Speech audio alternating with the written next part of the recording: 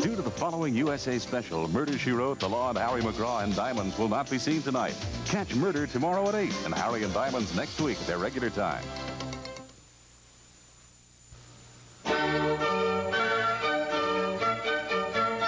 USA Sports presents the 113th Annual Westminster Kennel Club Dog Show.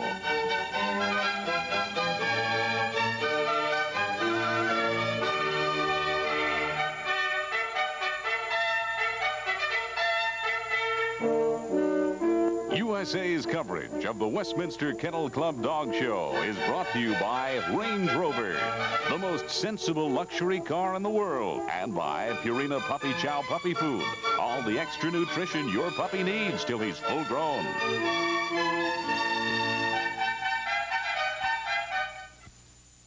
This is it, the final night of Westminster in Madison Square Garden, and one dog will be crowned Best in Show. An exciting moment. Hi, everybody. I'm Bob Wolff. You know, in the World Series, it's the best of 7 games, that is. But at Westminster, it's also the best of 7. We're speaking now of groups. Tonight, there'll be 3 group winners to go along with the 4 group winners of last night. One will then become Best in Show. To speak about last night's 4 winners, let's hear now from Joe Tacker. Joe? Hi, Bob. Yes, last night we had the Terrier group that was won by the soft-coated Wheaten Terrier. Then we had the non-sporting group that was won by the Standard Poodle. We had the herding group that was won by the Pulley. The big story was the Doberman that won the working group. That Doberman arrived here in New York very, very sick from bloat on Friday. And Dr. William Kay at the Animal Medical Center and many of his fine staff worked for 2 solid days to bring that Doberman back to good enough condition to come here last night and win the working group. And we're going to get to see that Doberman again tonight. And that is the big story in the handling area tonight, Bob. A real trooper. Yes, I should say. We'll have more of the details of that about later. You know, this Westminster Kennel Club Dog Show is it's a tradition throughout the years, a prized tradition. And to speak more about that, let's hear from a gentleman who's been with it for so many years and has done so very well, Roger Carris. What is it about Westminster that makes this the show to come to? Well, it's that way with all sporting events. Everybody wanted to pitch 3 strikes to Joe DiMaggio. Everybody wanted to knock out Muhammad Ali. And in the dog world, it's the Westminster Kennel Club Dog Show, once a year at Madison Square Garden. And this, in its 113th year, is the show to win. It's the place to be. It's the place to make your mark. No one can tell you exactly why that's so, except it's so. And so here we are at Westminster, the place for dogs and dog owners and dog lovers to be. Yes, this is the place and this is the time. All be getting underway in just a moment, so stay with us as we get underway at Westminster in New York. Why would anyone feed a little baby a grown-up food he may not be ready for? It's a good question, even for this baby. Instead of adult dog food, feed him puppy food. Purina Puppy Chow brand puppy food. Puppy Chow gives puppies the extra nutrition they need. Special nutrition for a puppy's growing body. Babies need baby food. Both babies do. Doesn't your baby deserve Puppy Chow? You'd think anyone who'd spend £1 million on a house would pave the drive. Quite.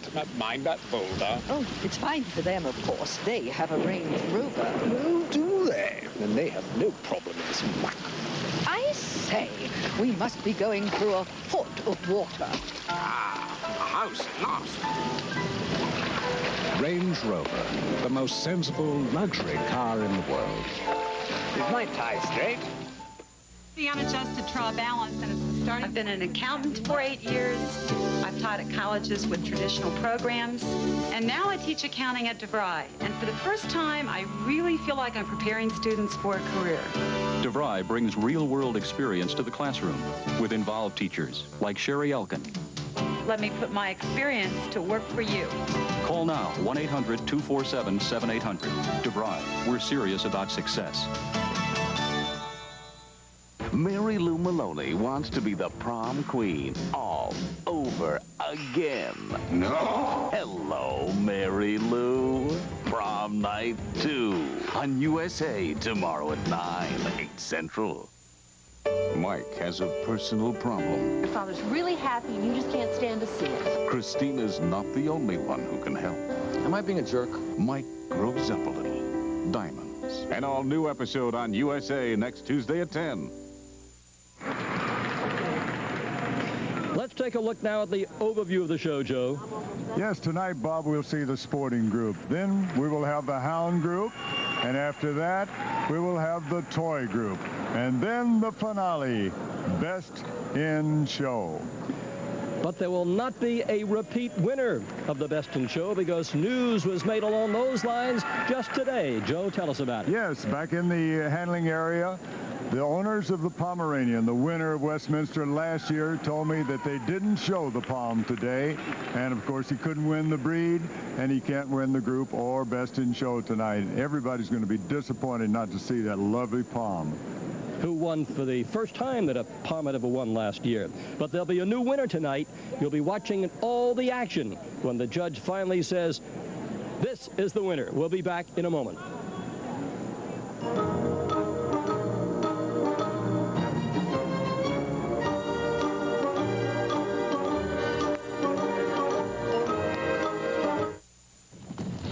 Last week, us Fritos rustlers came upon a whole new breed, ranch Fritos. They looked real wild, but they was actually sort of mild. Shoot, one even let Luke pet it. These wild and mild ranch Fritos have a creamy ranch flavor. No Fritos rustler can resist. But keep that under your hat, partner. New wild and mild ranch flavor Fritos corn chips. Rustle up some. Today at Welch's, the topic is the tropics. Introducing Welch's Orchard Tropicals. Fresh pineapple, ripe bananas, luscious passion fruit, exotic guavas in 3 new blended juice drinks. Guava, pineapple, banana, passion fruit. Each delicately blended the way only Welch's can to bring you the fresh, sun-drenched taste of the tropics. New Welch's Orchard Tropicals. The topic is the tropics.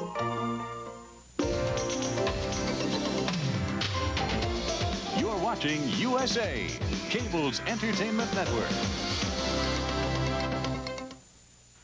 How did Silver City Hyundai sell over 6,000 cars in less than 3 years? Is it service? Our Board of Excellence Award proves that nobody has a finer maintenance facility and technical staff. Or price. Buy any Excel, GLS, or GS on the premises, and we'll pay $600 towards your insurance. Or perhaps treatment. You're never hassled at Silver City Hyundai because you're more than a prospect. You're a person. The right service, the right price, the right treatment. Silver City Hyundai, we must be doing something right.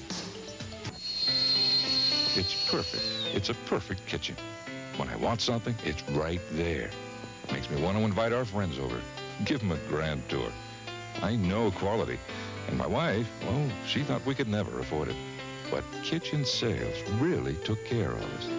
Kitchen Sales has designed more than 20,000 kitchens for all kinds of lifestyles and pocketbooks. It's a special place, all right. A very special place. The first of the 3 groups tonight will be the sporting group, as you can see, and that'll be getting underway right now. First of 3 groups tonight. On the way up here to our television booth as we watch the entrance of the breeds in this group, Olga Baker came by. She and Skip Piazza, the owner of the Pom. Olga, just a charming woman, who told me that about midnight last night, the decision was finally made that the Pom would not come back. And I said, Olga, why? And she said, well, it was such a thrilling moment last year. The Pom has been the top Pom this season again. She said she decided that the victory brought such vivid memories, she wanted to keep it intact forevermore. So the Pom would not be re-entered. You know, it was a very thrilling moment for me personally last year, Joe, as we take a look here at our first dogs coming up, because I've been covering Madison Square Garden events for many years. The first time after any event that somebody came up and gave me a kiss right in the center of the garden, that was Olga. Bob, Olga was thrilled that she got the opportunity to give you a kiss. Here now let's speak about the sporting group here. Right, we have the sporting group. We're seeing there the Ascob Cocker. And here's Miss Maxine Beam from Roanoke, Texas, judging the sporting group. Doesn't she look lovely? And here she's looking at the dogs on this side of the arena. And she will, we don't know whether she will follow the procedure of last night or not, because she wasn't here last night, probably. She's going along now, looking at the flat coat retriever, the curly coated retriever, the Chesapeake Bay retriever, the German wire-haired pointer, and the German short-haired pointer. She's coming on down now for the, see the Brittany and the pointer. Okay, she's going to move them all on this side. She's told the people on the other side to get behind their signs and get out of the way. Let these sporting dogs move. And here they go. Now, the sporting dogs were bred to assist in hunting. They specialize in the finding and taking of game birds and include the spaniels, smallest in stature, the tall, keen-nosed pointing breeds, and the retrievers, rugged expert swimmers, proficient at recovering fallen game on land or in water. And they're shown in the traditional stacked hunting position, in which the legs, head, and tail are placed by the handler to focus on the target. Head up, neck stretch forward, tail out, straight, back leg showing perfect angulation. The Brittany, as his name implies, originated in France. How many centuries ago that was is not known. The breed is very much like the setters in size and in performance. He was considered the world's only pointing spaniel until a few years ago, when the word spaniel was dropped from his name. This is a versatile dog in the field, like most European gun dogs, and works well as a retriever. He's one of America's most popular hunting dogs, although only known here since the early 1930s. This is Brittany, number 17. This is champion Ms. Lou's Louisiana Purchase, owned and shown by Amy Rodriguez. That's Amy and Joseph Rodriguez from San Pedro, California. And this is Amy handling her own dog. Now, until September of '82, registered by the AKC as a Brittany Spaniel.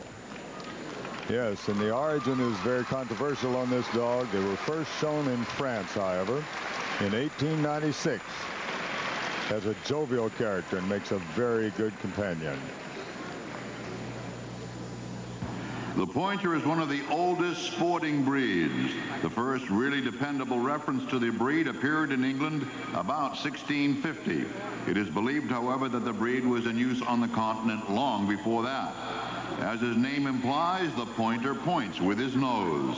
His work is now, and probably always has been, finding game in open country. He searches for game using his hardly developed sense of smell, and having found it, freezes into that classical point. A pointer named Sensation is the club emblem of the Westminster Kennel Club. And this is pointer number 44. This is champion Luftnase Abelarm Bee's Knees, owned by Mrs. Alan Robeson and Michael Zolo. Michael is showing the dog now. They are from Bernardsville, New Jersey. Luftnase. That's a good name for a pointer, means air nose. Pointers and setters locate upland game afield for the hunter by either pointing the nose toward the center or by setting, which is assuming a rigid stance. This pointer, the first breed to point game birds. The tail tapers to a fine point, as you've witnessed, and there's a lot of applause and appreciation as the pointer makes the rounds. The German short-hair pointer, with his webbed feet and short, flat coat, qualifies as a retriever on land and in the water. He was developed in Germany and Austria in the 19th century and is almost certainly the descendant of an old Spanish pointer, the English foxhound, and some form of scenthound, although we have no indication what hound that might be.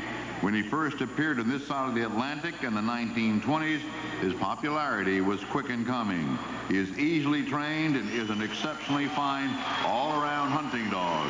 This is German short-hair pointer number 68. And this dog is champion Robin Crest Lorien Corniche, owned by Anthony Atala and J.N.R. Romundi from Bedford, New Hampshire, and shown by Ross Petruzzo. from Freehold, New Jersey, a well-known expert handler. The tail is docked, leaving 40% of length.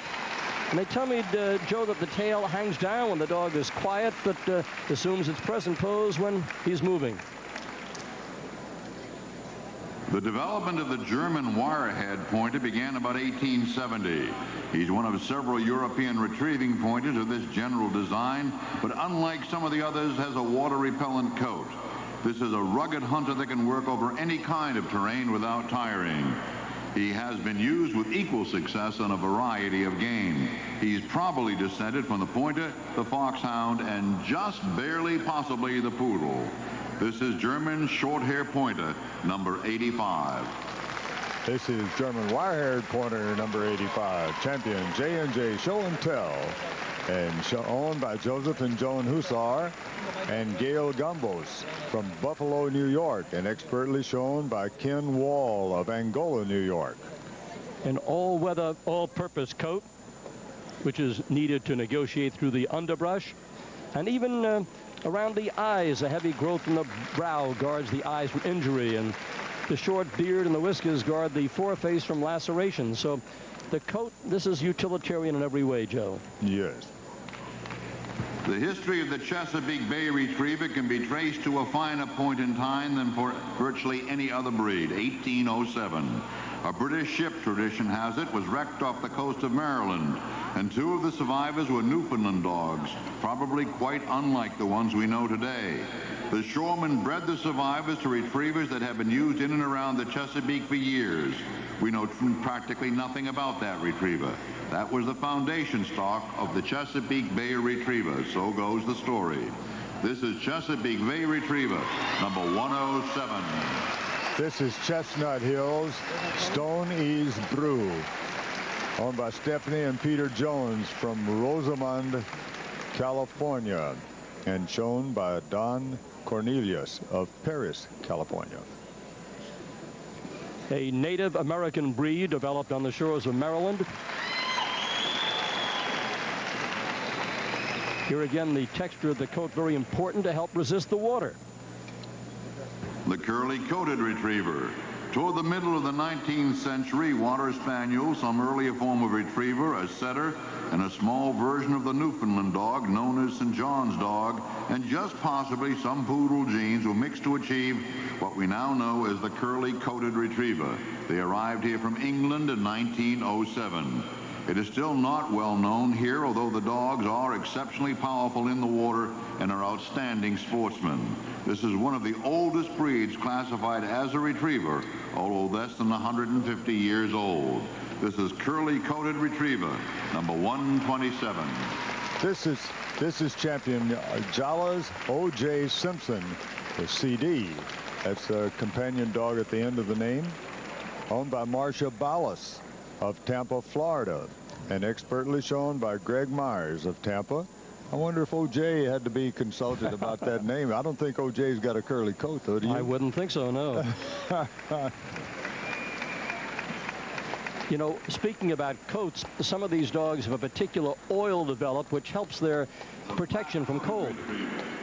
This breed was developed in England about a century ago, and it is generally accepted as most of the foundation stock came from American breeds. Those ancestors included the now extinct St. John's Labrador and the Newfoundland. The Gordon setter, the Irish setter, and some French water dog were added along the way. Today's flat-coated retriever is sturdy and has a close, dense coat. That coat is supposed to be wavy, not supposed to be wavy. Acceptable colors are black and liver, with only an exceptional or an occasional hint of white on the chest tolerated. This is a very efficient water dog. It is also used with success in upland shooting. This is flat-coated retriever number 130. And this is champion Berkshire's Cotswold Chaos. And he is also a CD, owned by Andrea Holtzinger and Mark and Nancy Cavallo from Athens, Georgia, and very expertly handled by one of the owners, Andrea Holtzinger.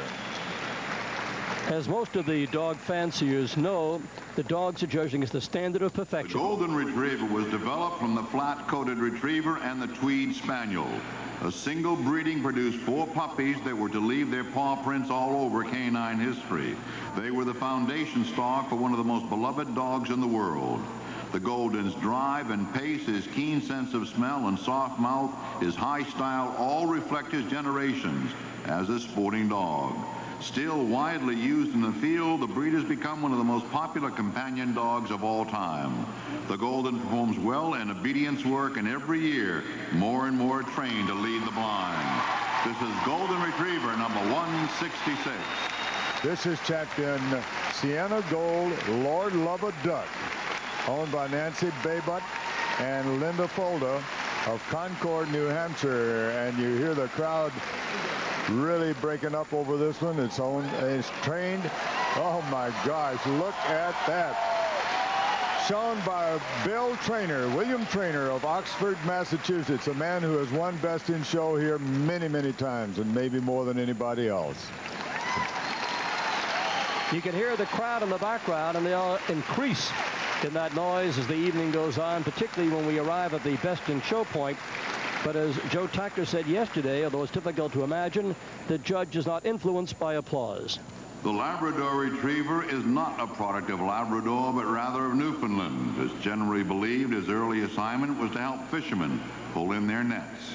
English breeders visiting the Maritimes in 1820 saw the breed at work and brought some to take back to England with them. It was there the breed we know was developed.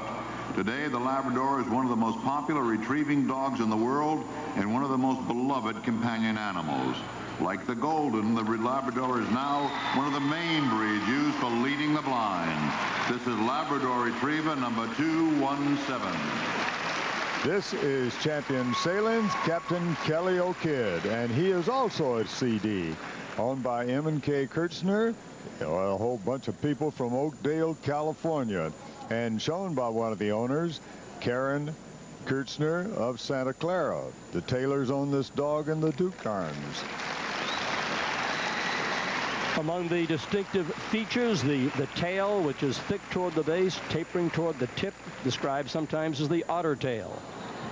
The English setter was at work as a bird dog in England well over 400 years ago. It's quite likely that the original Old English setter had the genes of a Spanish pointer and several kinds of spaniels. The dogs we know today was developed during the 19th century, and the records show that the first of its kind seen in this country came over a little after 1870. The setter's job in the field is to locate quarry and stand frozen in place while the hunter shoots over them. This is English setter number 240. Stand by for the house to come down. This handler is going to bring it down. This is champion Good Time Silk Teddy, owned by Dr. and Mrs. Gary Stone and Mr. and Mrs. Greg Sparks from Beverly Hills, California, and shown expertly by one of the most popular handlers in the country, Bruce Schultz. The girls are all going wild, but there's no need to go wild, girls. He's got one of the most beautiful wives in the business. But the dog is just asking for it. You're talking about asking for it, Bob. That is it. I don't envy Miss Maxine Beam at all. She's a very, very good group.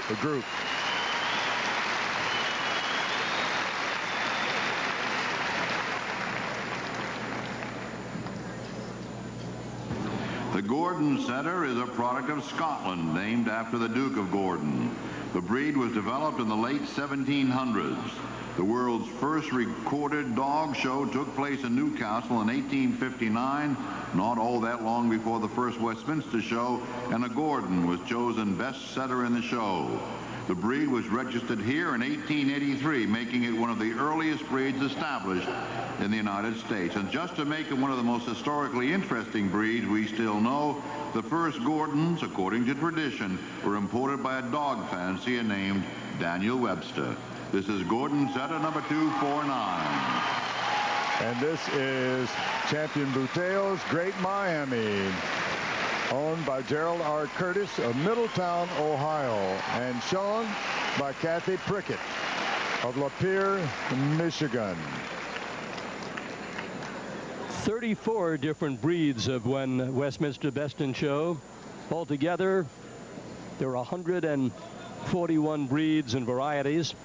And the Gordon Setter is one trying to win Westminster for the first time. Silky black coat, tan markings, beautiful dog. This one could be it, Bob. The splendid Irish setter was first developed in its native island home in the 19th century.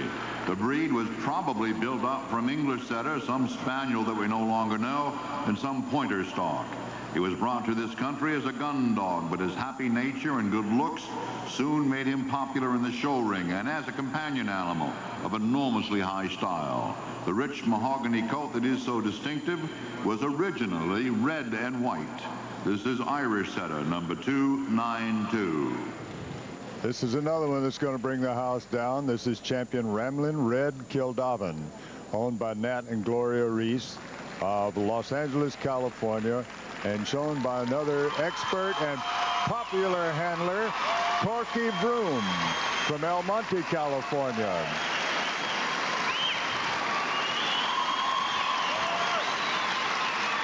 Going against the standard of perfection, decisions are based on the dog's conformation, shape and size of the body, color and texture of the coat, muscle tone, color and placement of the eyes, condition of the teeth, dog's response to commands, character of dog, and personality.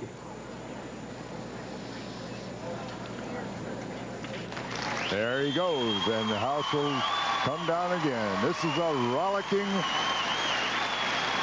Irish setter, devil-may-care attitude. The Clumbus Spaniel is another product of England, but is unlike any other breed that bears the label Spaniel in both style and manner. He is a low, long, heavy-set animal that suggests that Basset or one of the French or Danish Basset hounds is in his background. He is characteristically a slow, deliberate worker afield, but is always dependable. He is sedate, dignified, and if you will, just a wee bit dour. His silky coat is dense and white with orange or lemon markings. He's one of the oldest recognized breeds in this country, dating to 1883 in the AKC books. This is Clumbus Spaniel, number 317. This is champion Raycroft Sheriff, owned by George and Dorothy O'Neill from North Kingstown, Rhode Island, and shown by Charlotte Stanton of Westwood, Massachusetts. This kennel has bred some beautiful Clumber Spaniels and has helped bring this breed back to prominence in the U.S. This is the heaviest of the English sporting spaniels. And because of the wide body and the short legs, tends to roll slightly. Altogether, 2,628 dogs entered in Westminster. The show of champions, 60% already have their titles. All the others have earned at least a point toward the 15 needed to gain a championship. Miss Maxine Beam now is coming down the line on this side, judging or looking over again the dogs that she's already been over and judged. Maxine has been one of our most prolific handlers. She was a very famous poodle handler before she started judging. And she's been a very popular and very efficient judge. Now she's gotten down to the Irish setter and the Clumber Spaniel, and there's a big round of applause for them. Now she's going over to the other side. I think we'll start moving them around, and she's going to have the stewards move the table first, I think. Bob, you notice that we missed one of the spaniels as just before we got to Clumber Spaniel. We had no American Water Spaniel. Out of the 141 varieties of dogs that are registered by the American Kennel Club, 130 breeds and 141 varieties, the American Water Spaniel was the only one not entered at Westminster this year. Now she's Bud McGivern, her steward, I should say Dr. Bud McGivern, has moved the table for her. And now she's going down the line on the other side, on the club side. looking over the dogs that she is going to have to judge the other half of the sporting group. She's now looking at the Sussex Spaniel and the Welsh Springer Spaniel, the Vizsla. Now, Joe, we've spoken about the fact that each dog is judged against the standard of his or her breed. And the American Kennel Club, of course, has all the specifications, and sometimes they occupy 2 or 3 pages. They get down to every minute point. Every part of the dog seems to be examined. But the judge doesn't have all that time to take out the book and read all these things. So you've been a judge for many years and judged so many breeds. How quickly does this have to register so you can say, this is the dog that has all these things or doesn't? You have to, it all has to be put into your little computer in your brain. That's the Sussex Spaniel, by the way, an excellent specimen. All has to go into that little brain of yours in 2 minutes and be compared with all the others that you've seen during this period of judging. The Cocker Spaniel has evolved in America as the smallest of the sporting breeds. He was developed from the English Cocker, seen here first in the 1880s. He's quite a different dog today. He derives his name from his skill with woodcock, but his popularity as a companion dog is legendary. It has kept him right at the top of the polls for decades. For purpose of showing, the Cocker Spaniel is divided into 3 color varieties: black, party-colored, and Ascov. That last stands for any solid color other than black. Except for color, the standards of the 3 varieties are identical. This is black Cocker Spaniel, number 329. This is champion Milroo's Sir Galahad, owned by Tina and Al Blue of Hanover Park, Illinois, and shown by David Roberts of Harlington, Connecticut.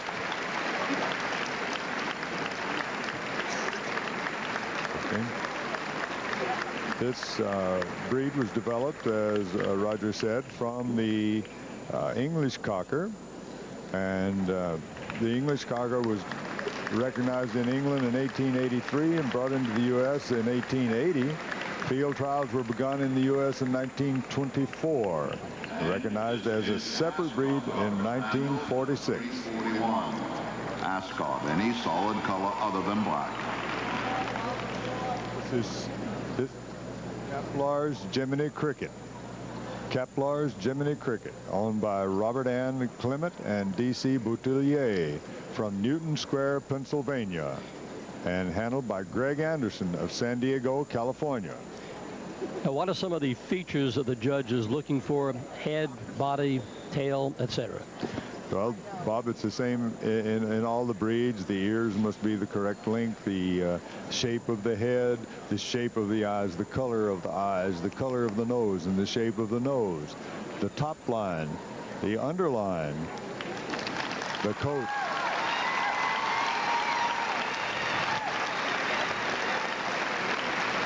You notice that this dog is owned in Pennsylvania and shown by men from San Diego. This Westminster Kennel Club Dog Show is a New York City show. It is the show of New York City, but it attracts people from 47 states in this case, and Canada, D.C., and Puerto Rico, and Mexico. And this is party-colored Cocker Spaniel, number 348. This is champion Tagalong's Macho Man, owned by Lloyd Alton and Bill Gorodner of Leesburg, Virginia, and shown by Wilson Pike of Durham, New Hampshire. Party color Cocker can be, or it should be, either a black and white or red and white or a tricolor. And this is a tricolor. You see the tan markings on the face and around the tail and other parts of the body, but otherwise a black and white party color Cocker with the tan markings. So he's a tricolor and a very nice one, and he really puts on a good show. All these Cockers have shown good top lines. And the Cockers have had great popularity. In fact, the next Tacker. The English Cocker Spaniel has been the most popular dog bred in this country since 1984.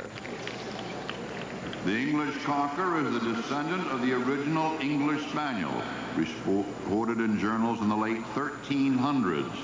Over the years, the Spaniels, product of Spain and hence the name, were broken down into two main lines, the water dogs and the land varieties.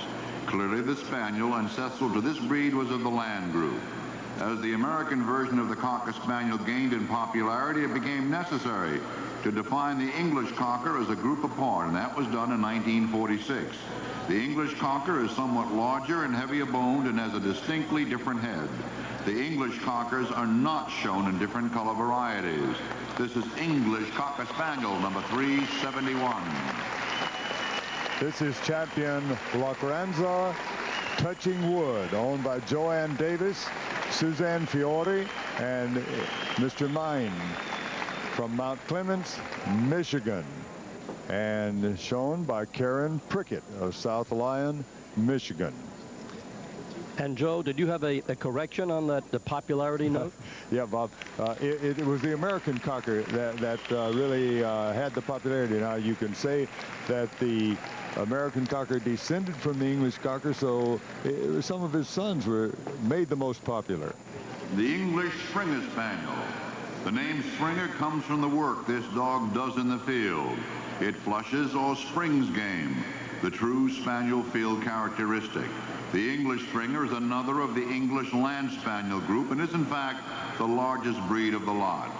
He was the rootstock from which most other Spaniels we know today were derived. He's a fine all-around field hand and a choice companion animal. He's been shown in this country since 1910. This is English Springer Spaniel, number 389.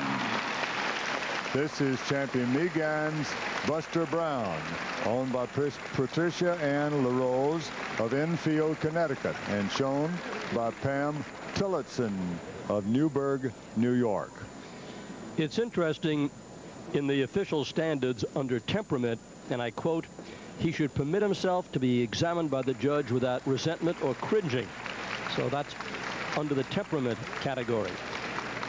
The English Springer named for his habit of springing game from cover.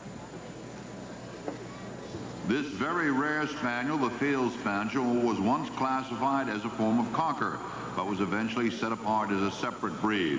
The first developmental efforts with this breed did not do its reputation much good. That was in the late 19th century. The dog was too low to the ground and too heavy in build. That made him slow on most terrain, and the breed fell into disfavor. It didn't do much better in the show ring. Modern breeders have corrected those faults, however, and have put back together a useful and handsome spaniel that is well-balanced and a good performer. His day is yet to come.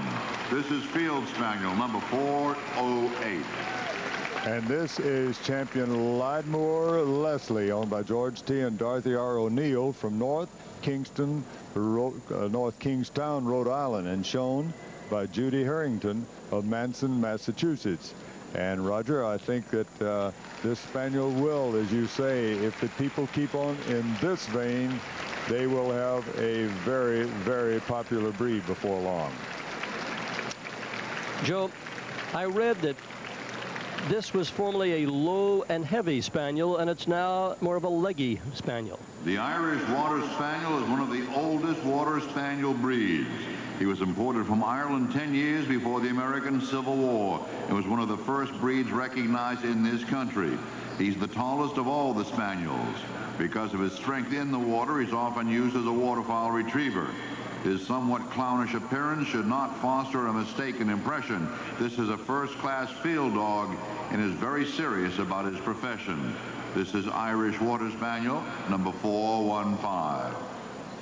This is champion Pools Eyed Oprah O'Reilly, owned by Gregory M. Siner, Marcy Rose, and Susan Giselle from Upper Montclair, New Jersey, and shown by Greg Siner. And this is a clown. This dog is very serious about his business. He has that rat tail, and he keeps you laughing. And also that characteristic top knot you can see right there as he moves along the show ring. Yes, he's looking for some little bit of devilment to get in all the time.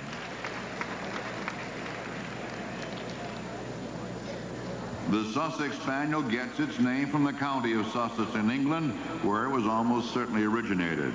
He is especially valuable where the terrain is rough and the game plentiful. He is a slow-paced, rather heavily built gun dog suited to those conditions. He lacks speed and dash, and that probably accounts for the breed's lack of popularity so far in this country. He should be a rich golden liver color, and an overall appearance should be sturdy and muscular, but free of movement. This is Sussex Spaniel, number 416. Yes, this is Sussex Spaniel number 416, and is entered in the catalog as the Vicar of Lexfield, owned by Aaron L. Emmons of Santa Cruz, California. But from here on in can be called Champion, the Vicar of Lexfield. He finished here at this show today. He's expertly shown by Pluis Davern of Soquel, California. This is an excellent specimen of the breed.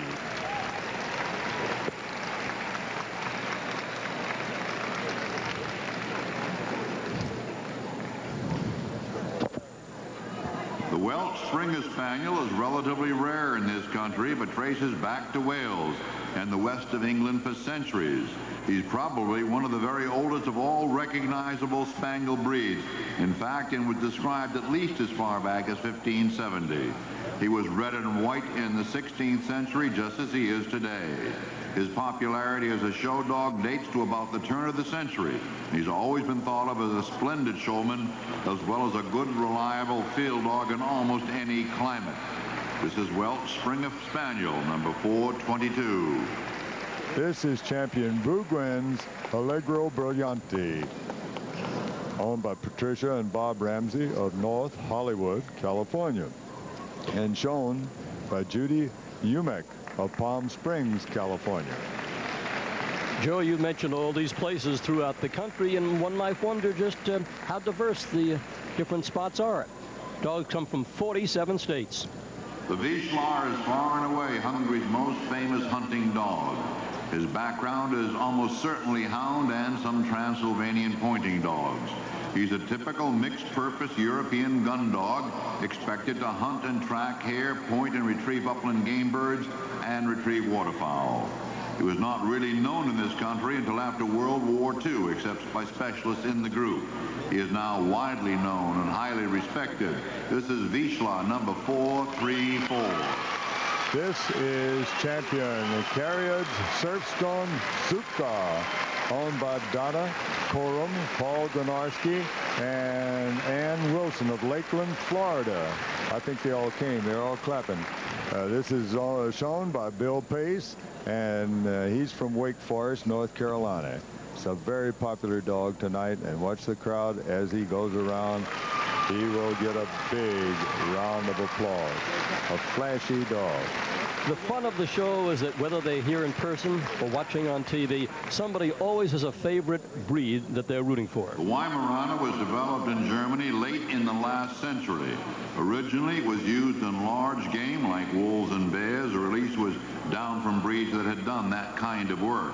But the larger game animals became more and more scarce, and this superior field worker was adapted to upland birds. He is as good as a water retriever as he is in the uplands, and has that characteristically soft retriever mouth. He's a fine family companion as well as a splendid sporting dog afield. This is Weimaraner, number 445. This is Bremar Freedom Hills Isis, owned by Linda Kaplan and Pamela Patanoff of Shelburne, Vermont. And Pamela Patanoff is showing the dog tonight. She's the breeder of the dog, she's the owner, and she's the handler. This is an especially big thrill at Westminster to be the breeder, owner, and handler of a dog on the floor. The Wirehead Pointing Griffin is a breed from the Netherlands that became popular with the French and German sportsmen. He came to this country about a century ago. He has two jobs. He points and then he retrieves game. He has an excellent nose and is a powerful swimmer. He does not have a wide following in this country, but the people who have had any chance to know him favor him as a loyal and versatile field companion. This is Wirehead Pointing Griffin, number 462. This is champion Sophia von Herrenhausen, owned by Barbara Young Smith of Eugene, Oregon, and shown by the professional handler and very good professional handler Bob Hastings from Aloha, Oregon. And as Roger Carris said, they are not very popular, but up around the area of Eugene, Oregon, you see many of them. You've heard Joe Tacker rattle off the registered names, but all these dogs have their own family and pet name, usually is 4 or 5 letters. In fact, last year when I took a look, the most popular name was Duke at the time, but there are some very familiar dog names that I'm sure all of you know, and I know that each of you who has a dog has his or her own name for it. I wish, Bob, that you would have the people who are going to win here give their dogs a 5-letter name for us. It would be a lot easier, wouldn't it? You were doing a good job. Mrs. Maxine Beam is now going down the lineup on the other side and reviewing the dogs as she has gone over on that side. Now she's coming to the Brittany and starting back on this end. She's pulled out the pointer and the German short-haired pointer.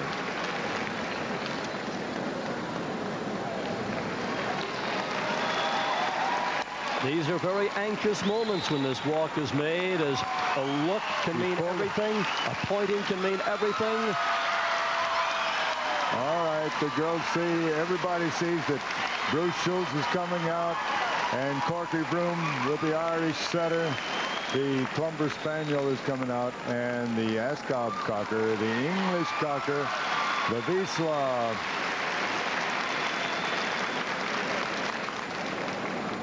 Out of the 24 varieties and varieties in the sporting group, she has pulled out 8. She's narrowed it down to 8. And you see what she's done there is a very good thing for a judge to do. Turn the dogs facing the committee now and facing that side of the audience. And we get another view. Now, this is the most key spot. The handlers stacking, positioning, setting the dogs so that they look at their very best when the judge comes by.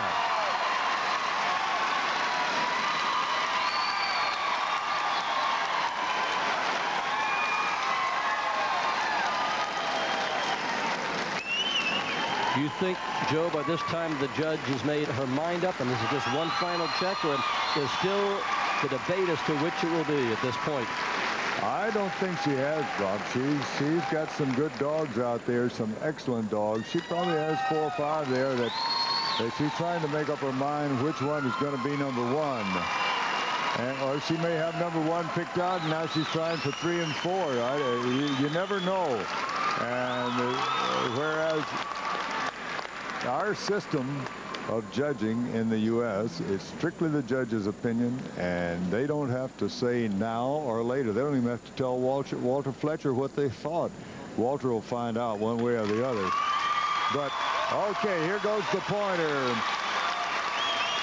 Bee's knees.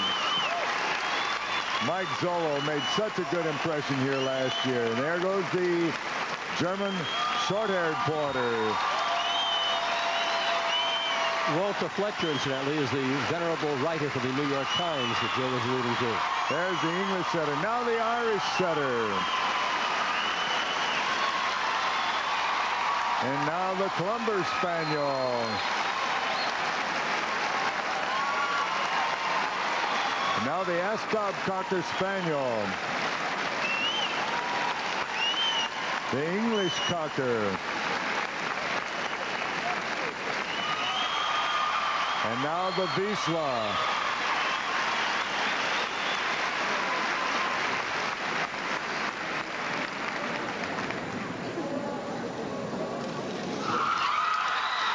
She's going to pull dogs out from there. She's pulled out the pointer, then the Ascot Cocker, now the English setter, and now the Vizsla. Putting the German short-haired pointer in line, and then the Irish setter, and then the Clumber Spaniel, and the English Cocker. She's got them lined up that way, and around they go. When they get back to this side, she has made her decision. It's the pointer. The pointer is the winner of the sporting group.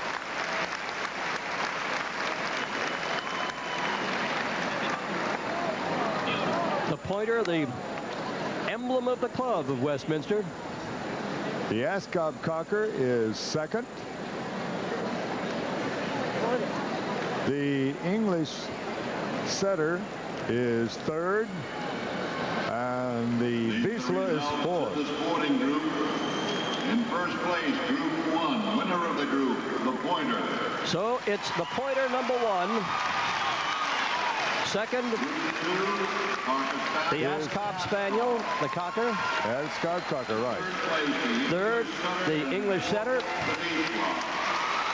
And fourth is the Wiesla. Right. The Pointer, champion Luftnase Abelarm Bee's Knees, owned by Mrs. Allen Robeson and Michael Zolo. And Michael is showing the dog tonight. And he's getting used to this, isn't he? Winning the group. Doing an excellent job. We now have, including last night, 5 group winners and 2 more to come. We'll be back. Potential to create a champion. Pro Plan, an intelligent new choice that helps your pet achieve maximum potential. Pro Plan, when you want a super premium dog and cat food, when you need research-proven ingredients, Pro Plan provides chicken and a nutrient balance that results in high digestibility and palatability. When you want potential to stand apart from others, there is an intelligent new choice. Pro Plan brand pet foods, a new standard in dog and cat food nutrition. Potential to create a champion. In the beginning, when God created the world, he had a lot of weird and wonderful things left over. What'll I do with these, he thought. I know, I'll stick them all down under, he said. In Australia, the land of wonder. So he gave us thousands of miles of fantastic coral reef. And the air's so clean, you can't even see it. One of the world's greatest rock gardens with a nice little Barbie area. Of course, he had a sense of humour with our wildlife, like the famous giant hopping mouse and the biggest chickens you've ever seen. No wonder they call this the lucky country. You can find out for yourself by phoning toll-free for a free copy of the Aussie Holiday Book. The book's good enough to make into a movie. Want to be in it? Come and say g'day.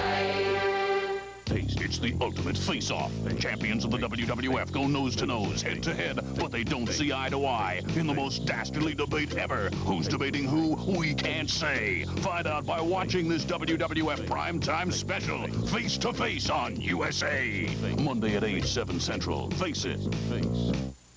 Ray Boom Boom Mancini's going up against Hector Macho Camacho in the grudge match of the year. Catch the exclusive preview show on USA February 26th at 1 p.m.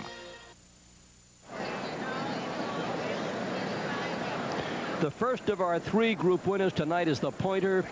Joe Tacker, your comments on the Pointer. This Pointer is another one of those showmen. You remember the national acclaim dog that won here a couple of years back. This is, I think, if I'm not mistaken, one of the relatives of that dog, champion Luftnase Abelarm Bee's Knees, owned by Mrs. Robeson, Mrs. Allen Robeson, and Michael Zolo. And a very popular win. It's a very elegant dog, has the correct head for the Pointer. It moves like a dream. It is really a great dog. And now let's go over to Roger Carris for his comments. Roger? If there's any group in this show that I would not have wanted to judge, it's this group this evening. There were 5 or 6 dogs out there that are absolutely outstanding, and I agree with everything Joe Tacker has to say. That is one magnificent Pointer, and he's as good as the one who took this show, I think 3 years ago, I believe. That's right. It was in 1986, and Mrs. Robson and Michael Zolo had Margetta's national acclaim as the winner then. Here's how they came from 2, 3, and 4. Champion Kapler's Jiminy Cricket, the Ascot Cocker Spaniel, was second. Third was champion Good Time Silk Teddy, the English setter. And fourth, champion Carriad's Surfstone Suzuka, the Vizsla. Very exciting, very close. But finally, the pointer came out, and we have 2 more group winners still to go this evening, along with the group winners from last night. And then the 7 group winners will be coming up in the Best in Show, the climax of the dog show world for this year. Stay tuned. Month after month, expenses add up. Mortgage, car, sea cruise. Now Texas Instruments' new calculator, the paper-free printer, lets you see your numbers add up, line by line. Income taxes, can't afford that cruise. Let's try camping instead. And when you change a number, you don't have to start over. The paper-free printer from Texas Instruments. There's even a portable. We make it easier to get results. Oatmeal Raisin Crisp? Taste what they've done to my oatmeal. Oatmeal Raisin Crisp, the nutrition of whole grain oats in flakes. I taste raisins and almonds. Is that a little brown sugar I taste? Taste what they've done to oatmeal. It's been a while since a president left office still popular, but this week's People romps right along to California with one. And as the money rolls in, the good times roll on, including this Royal American birthday party. People, that's what we're all about.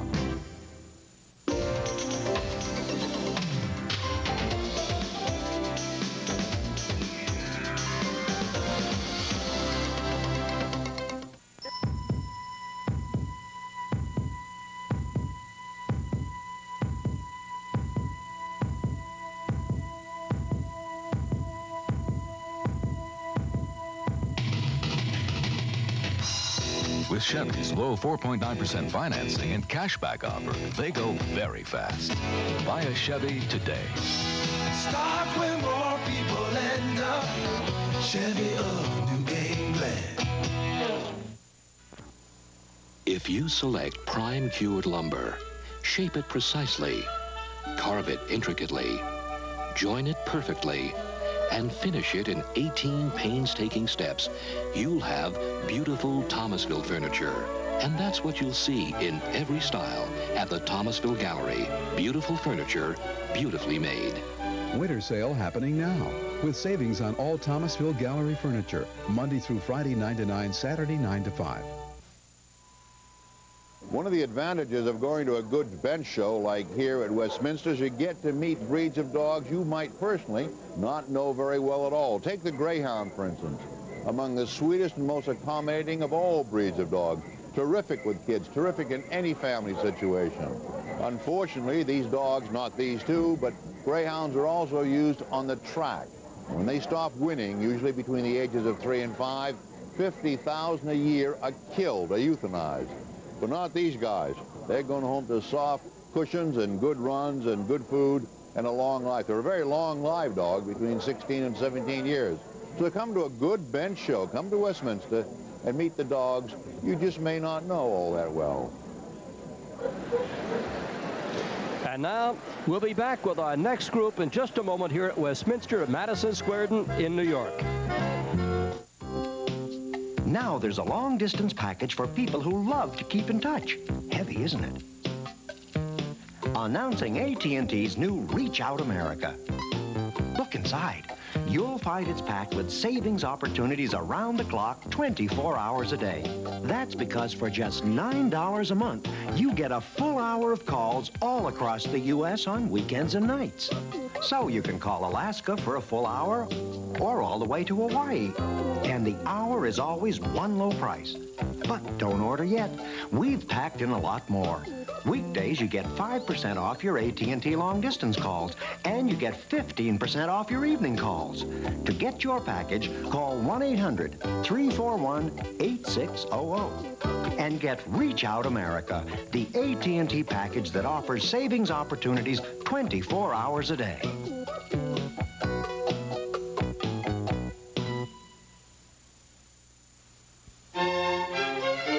USA's coverage of the Westminster Kennel Club Dog Show is being brought to you by Purina High Pro.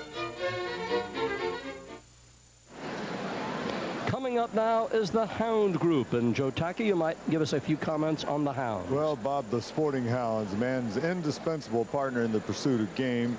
They were developed long before man came to depend upon the firearms to kill his prey. Hounds come in many sizes and shapes. We have the sight hounds, like such as Afghans, Salukis and Whippets, and then we have the scent hounds, the foxhounds, and the dachshunds are equipped to go underground, and the otter hounds hunt in the water. Excuse me. So you can find a hound that is as big as you want or as little as you want, and they're all good hunters. So that's coming up now, the Hound Group, and then one final group to follow here at Westminster. The High Pro Glow. It's more than just a shiny coat. It's the clear, bright eyes that come from your dog getting the complete nutrition in high-protein Purina High Pro. It really can help make a difference. The High Pro Glow. It's more than just a shiny coat. It's the keen alertness and responsiveness that come from your dog getting the complete nutrition in high-protein Purina High Pro. It really can help make a difference.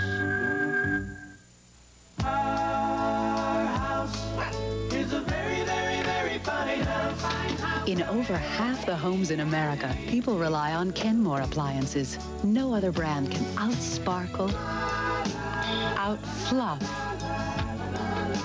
or out-satisfy a Kenmore. So you don't have to go far to find the best. Come over to our house. Kenmore, in 1 out of 2 homes in America, and exclusively at Sears. There's a different kind of paper towel. 2-layer thick coronet sparkle. It's absorbent and it leaves virtually no lint on tile, no lint on food, no lint on windows or mirrors. When you use sparkle, you end up with something extraordinary, something clean. Sparkle, all it leaves is clean. Did you stop smoking with cigarettes? And you better convince me. 2 years ago. I sure did. Yes. And it works in as little as 7 days. Did you gain any weight? No, I lost 6 pounds. No, I didn't. Any withdrawals? Nope, I didn't have any withdrawals. No withdrawals. This is something that took away, something that had control of me. With cigarettes, you'll quit or your money back. Guaranteed. The other ones didn't. The other ones were more than this one, and it didn't work, and they didn't guarantee it. USA's coverage of the Westminster Kennel Club Dog Show is being brought to you by Welch's, America's Fruit Basket, and by Purina Dog Chow brand dog food.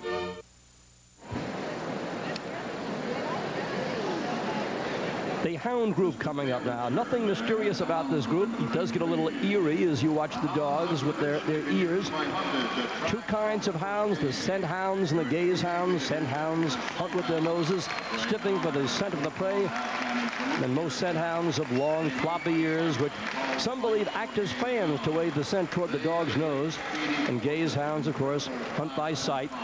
Some are among the fastest animals on earth. And the hounds, would you say, Joe, that probably the oldest breed of dogs known to man, or would some other breed classify for that? That is always debatable, Bob, because we have pictures of the hounds on the tombs in Egypt that have been dated back to 6000 B.C. Now looking at the Borzoi, a Russian wolfhound. And here, Mr. Henry Stecker is going to be judging the hounds for us. Henry Stecker is from Holmdel, New Jersey. And his name implies he was born in Germany, where he was raised with boxers, smooth fox terriers, and Airedales. Came to the United States in 1925, where he bred and showed dogs and boxers. Henry is going down the line, looking over his hounds on this side. He evidently is going to use the same procedure that Mrs. Beam did, Miss Beam, I should say. Maxine Beam used this same procedure. He has now gone down to where the dachshunds are, the American foxhound. Now he's gone over to the other side. He's going to look those over. before he does any examining or moving. Mr. Henry Stecker is one of our all-breed judges. We have so few all-breed judges left now. We only have 10 on the list, with Mrs. Denny Codner being the latest. We had 9 active ones before that, and that's down from about 23 a few years ago, very few years ago, 2 years in fact. It's amazing, and this is felt by everybody who's owned a dog, how attached one gets to a dog. We had a beagle, Ozzy, who lived 17 years, and one night Ozzy got out of the house, went for a romp around the neighborhood, and every neighbor all over pitched in, went through the woods, and they went through all the different vicinities, and finally Ozzy was returned. It was one of the big moments of relief in our life. I mean, the dog has such a sentimental spot in a person's family and the home. Yes, Bob. Here Mr. Stecker is moving the dogs on this side of the arena. And going to check the movement, and we'll see what kind of procedure he uses from there on. Yes, Bob, you're talking about the attachment. Our friends Dr. Sandra and Dr. Randolph Barker in West Virginia at the West Virginia College of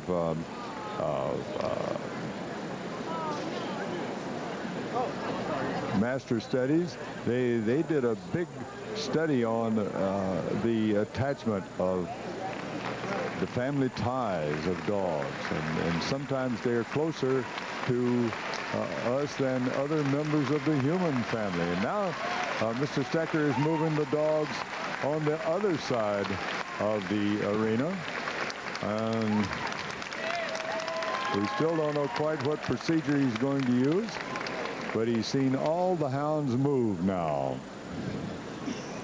Okay, now he's coming back up to the top of the line and going to go over the Afghan hound. The Afghan has been a recognizable breed since approximately 4000 BC. There are pictorial fabrics, drawings, and papyrus and tomb illustrations to bear this out. Over the centuries, millennia really, the breed traveled across Arabia and Persia and settled in North Afghanistan, hence its name today. For thousands of years, the breed was used to hunt wolves, gazelle, and fox. He was so highly prized that specimens were virtually unobtainable outside his native land. The breed came after World War I, and he has been popular ever since in the United Kingdom as well as here. This is Afghan Hound number 488.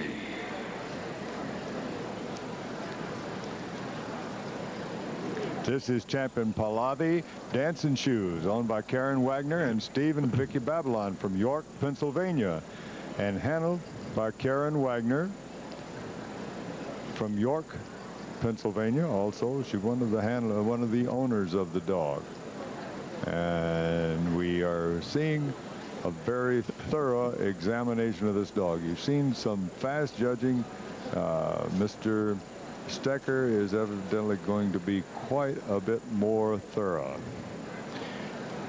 It's been written that the real start of this breed in this country dates back to 1931 with 2 imports brought from England by Zeppo Marx and his wife. You know who Zeppo Marx is? Right? One of the 4 Marx brothers. Yeah. When there were 4.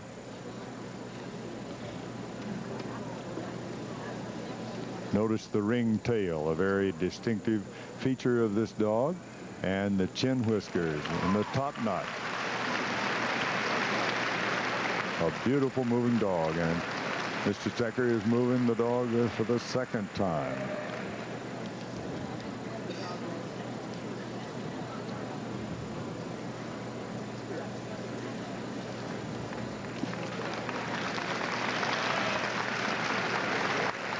Quite a flow to the symmetry of the dog moving, the Afghan hound. Beautiful. Good moving dog.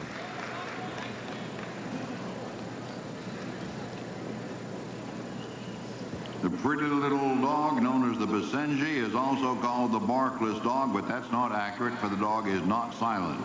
He makes a chortling yodel-like sound. The breed originated in Africa.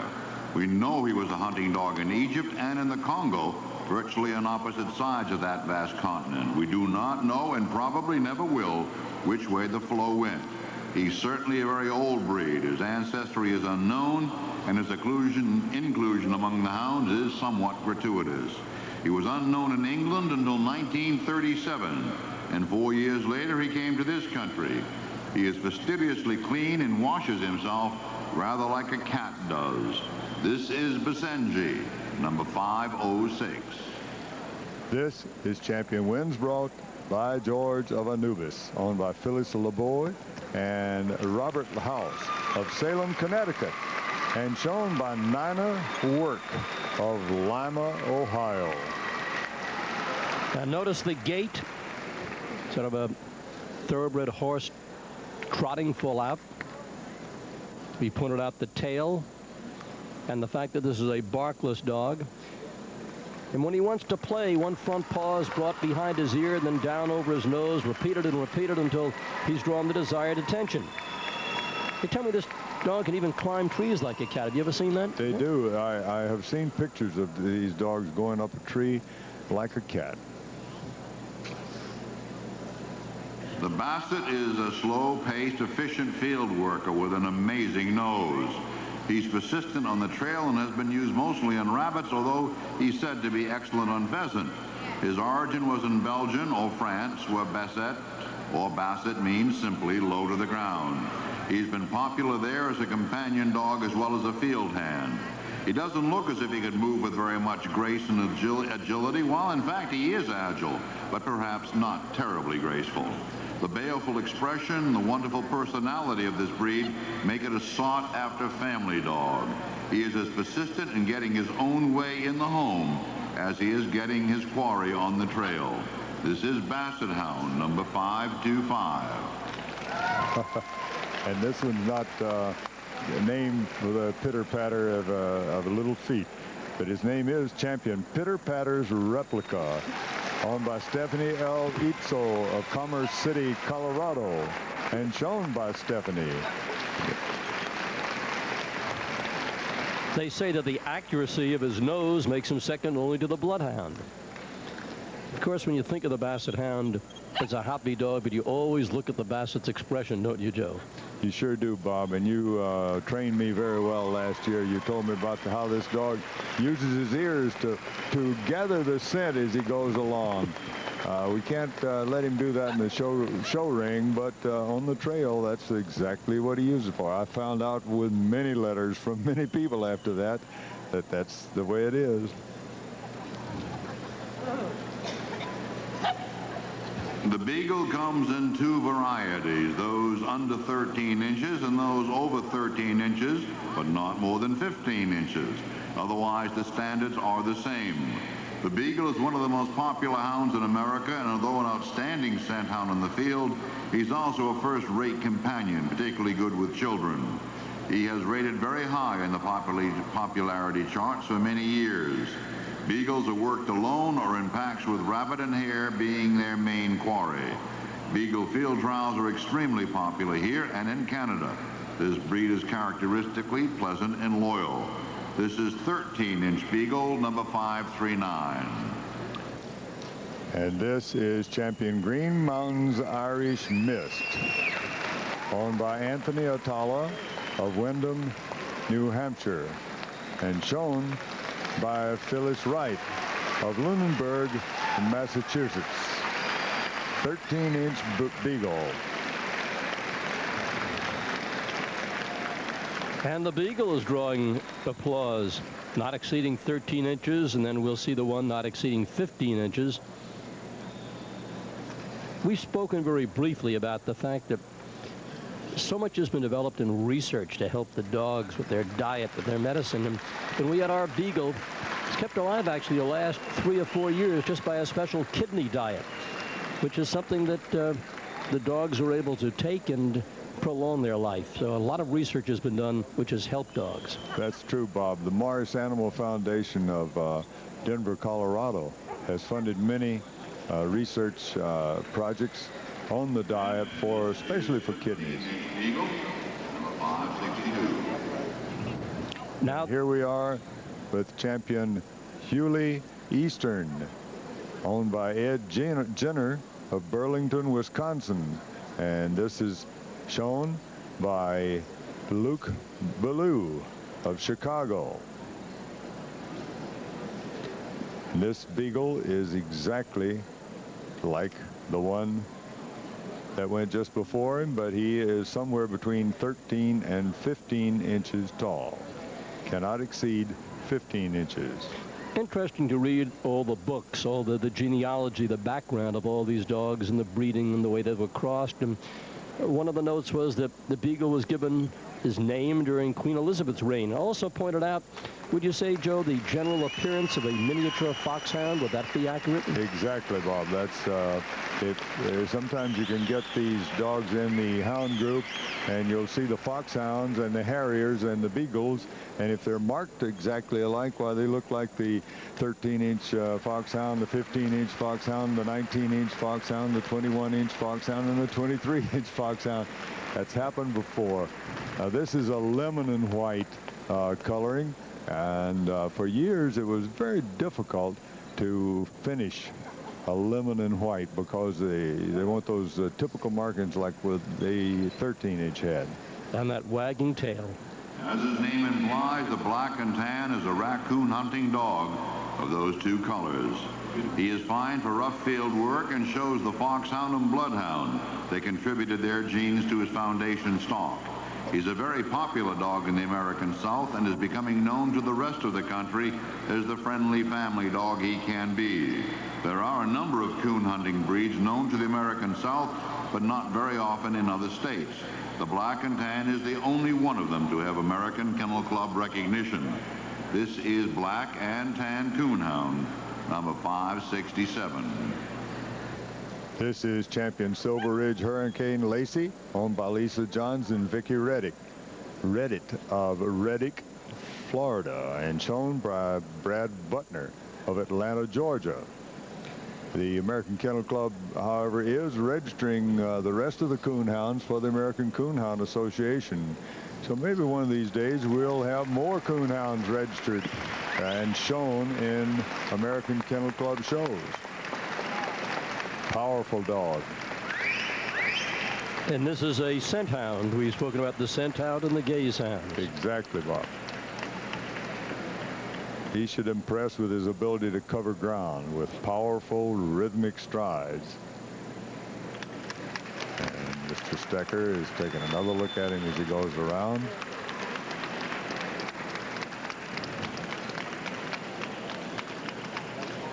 These handlers are very adept at their work, professional handlers, and although the focus is on the dog, it's the handler who's working hard. The bloodhound is an ancient breed tracing back 2,500 years at least. The word blood does not suggest that he's ferocious, but just the opposite is true. At one time, this gentle giant could be owned only by people of the blood, blue bloods, hence the blooded hound, and now just bloodhound. He has the most highly developed nose of all, and he is the foundation breed for most, if not all, of today's scent hounds. He is not used for hunting, but for finding people. He never attacks his quarry, but's more likely to lick his convict than eat him. Most runs with bloodhounds are mercy runs, seeking lost children, hikers, campers, and other confused or frightened people. This is Bloodhound number 579. This is Champion Island Legacy's Western Star, owned by Ann Leggett, Sue Kroll, and Helen Radcliffe from Winchester, Virginia, and shown by Ann Leggett.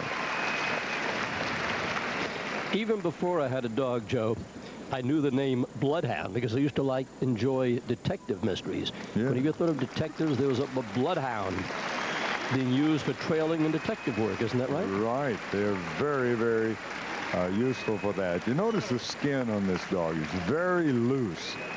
He's got about 3 times as much skin as he really needs. And here comes Mr. Stecker over to check that again, I think. And look at the tail, too, Joe. Isn't that unusual? Look at that tail sticking way up there.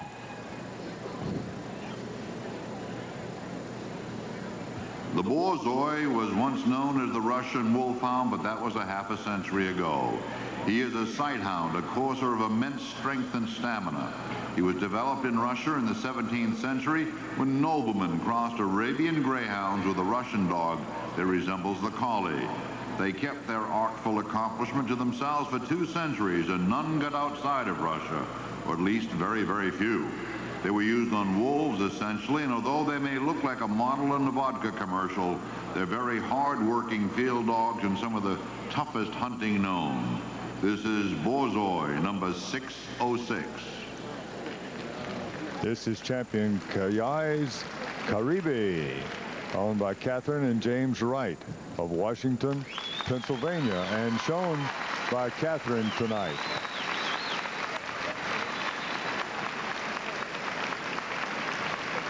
This breed was brought into Russia from Arabia by a Russian nobleman in 1600, in the late 1600s. It was later crossed with the collie and the lap sled dog. Sort of a jaunty gait there, wouldn't you say? Yes, it should be a ground covering gait too, Bob. Deep chest, narrow chest, but deep to give plenty of lung and heart space. Mr. Tacker has finished on this side of the ring. I beg your pardon, you know, he hasn't either. He's just going down to the other end. He's put the dachshunds on the table down there. Dachshund in German means badger dog, and the breed did evolve in Germany for that use. It was, of course, considerably larger back then. The badger called for a tough, determined dog with great stamina, and those qualities still characterize the breed, although it has been drastically reduced in size to become a companion animal, its only occupation today. The Dachshund is now bred in 3 coats and 2 sizes. There's the smooth, wire-haired, and long-haired, the standard, and the miniature. The sizes are not distinguished in the ring, but the coat styles are. Other than size and coat, the standards are exactly the same. This is long-haired Dachshund, number 631. This is champion Boondock Sting von Kanawa L. And it's owned by Walter M. and Mary Jones from LaGrange, Kentucky. Shown by the expert, well-recognized dachshund handler Robert Fowler from Birdsboro, Pennsylvania. A long-haired dachshund. As Roger says, they come in 3 coats and 2 sizes that we show in this country. We actually only show 3 varieties, and the 2 sizes are mixed up in those varieties. But in Canada, they show all 6 in the group. There's no doubt about the fact that the dachshund certainly is an eye-catching dog. If you see a dachshund going by, everybody stops and looks. That long, long body. We have the smooth dachshund now, and then it'll be followed by the wire-haired dachshund. So we have these 3 varieties, and this is the smooth. We've just already seen the long-haired. Yes. The smooth, this is Omnis Roxana, owned by Gina and Pat Leona and Lisa Reeder of California, New Jersey, and shown by Gina Leone. And as you said, this is the smooth dachshund. Certainly his figure and his fine nose give him special advantages for trailing. As we said, all 6, the 3 miniatures and the 3 standards are shown in Canada, but in the FCI, the International Federation of Dog Clubs, they have a completely separate group for the dachshunds. This is wire-haired dachshund. Now we turn to the wire-haired dachshund. And this variety is an exact duplicate of the smooth-haired, except for the wiry coat. There's the bushy eyebrows.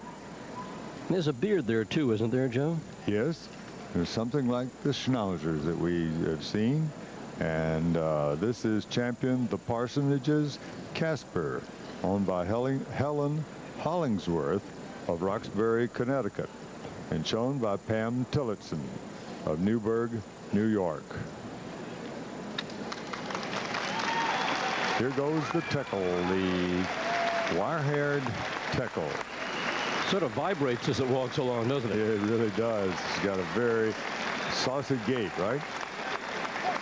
This Tacker is an ancient Egyptian name, actually, but it's been retained by the Germans, and most of the rest of the world think Tacker is a German name, and it's not really. It's Egyptian. These dogs are clever and wiry. The foxhound was bred to hunt fox. Nothing else in the name has stuck. The first English foxhounds were imported into this country in 1742. George Washington brought more over in 1770, and Lafayette brought over yet more in 1785 and gave them to General Washington as a gift. Those three well-recorded importations established the foundation from which was developed the present-day Virginia hounds. They have stamina, fine noses, and are very intelligent dogs. They're not as often seen in homes as most of the other hound breeds, and a great deal of tradition surrounds their maintenance in packs.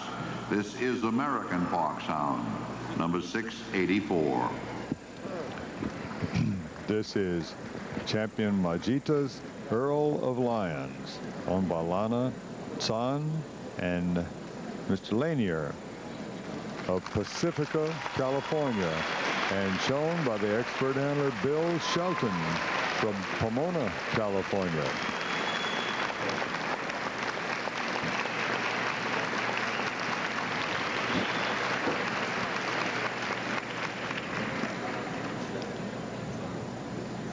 I think Mr. Shelton has had a very successful year with this foxhound. It looks like he has a real good rapport with that dog. Doing a good job of showing it.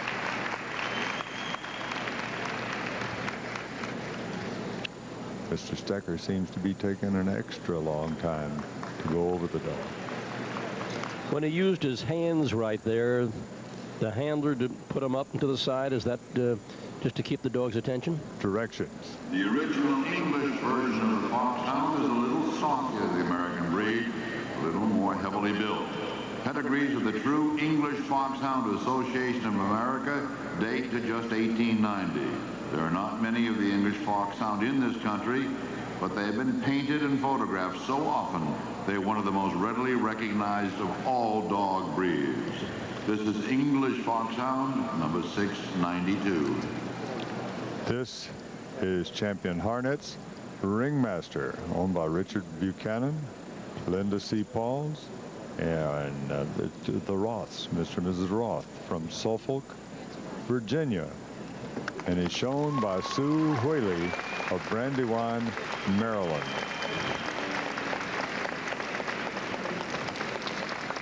Symmetry is of the greatest importance in this breed, and quality is highly regarded by all good judges. A little stouter in appearance than its American cousin.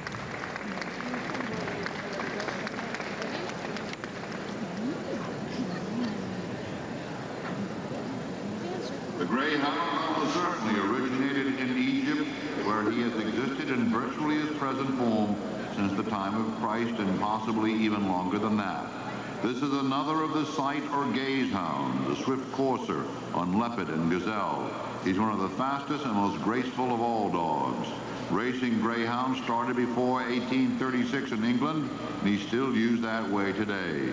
In fact, there are more greyhounds on the track than there are as private pets, although when bred as companion animals and raised to the task, they're a very rewarding breed, gay and accommodating and ever so elegant. This is Greyhound, number 706. This is Champion King's Mark Lalique, owned by Andrea Morgan, Julie Anthony, and Ron Begonia from Bakersfield, California, shown by Bruce Schultz of Riverside, California. Always remarkable, Joe, and we watch when the dog is being posed and looked at. The handler, the judge, both have their hands on the dog. The dog's jaws clamp shut sometimes. They look at his teeth, and there's never a reaction from the dog. They just take this, never backing off, taking any look as if they don't want to have this happen. They're trained for that, Bob.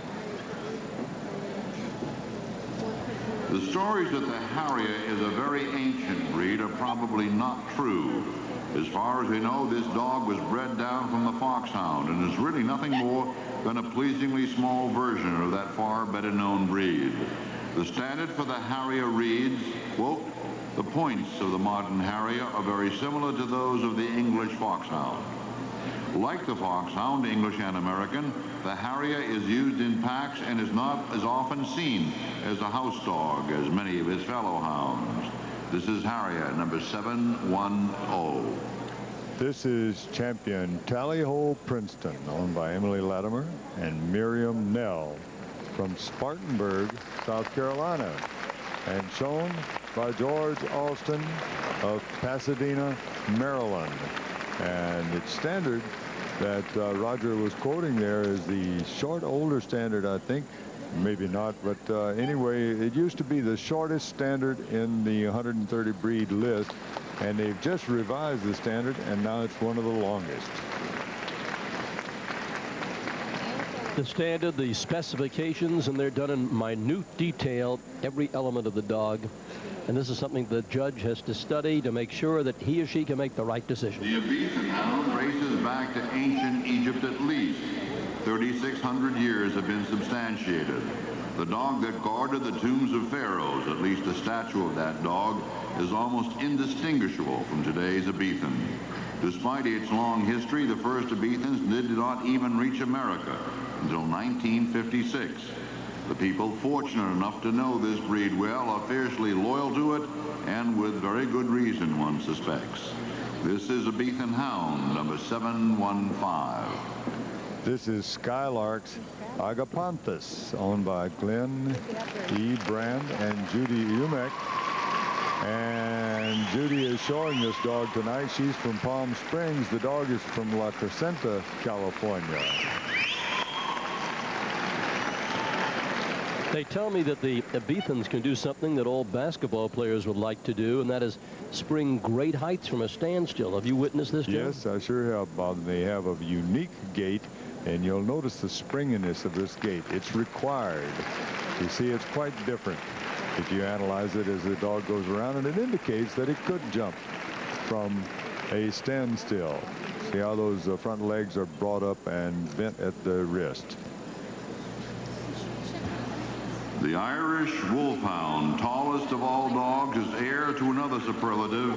He's the oldest of all known wolf hunters. In Ireland, when wolves did quite probably worry sheep and cattle, this was their protector, the dog that does not know fear. In the 1800s, the threat from wolves was history, and so nearly was the dog that hunted them. In 1862, a British Army officer began scouting for the few rare specimens remaining and bred the giant back into being from the very brink of extinction. Today, the Irish Wolfhound is found in private homes as a companion animal, albeit not a toy. He likes to live where there's at least elbow room. The more of it, the better. This is Irish Wolfhound, number 729. This is champion Mark Mora, Thames Odyssey, owned by WJ and SLPC from Waukegan, Illinois. And that's Bill PC showing the dog. And this is our largest dog. The biggest dog that we recognize in the American Kennel Club, of the biggest of the 130 breeds. Rough hair.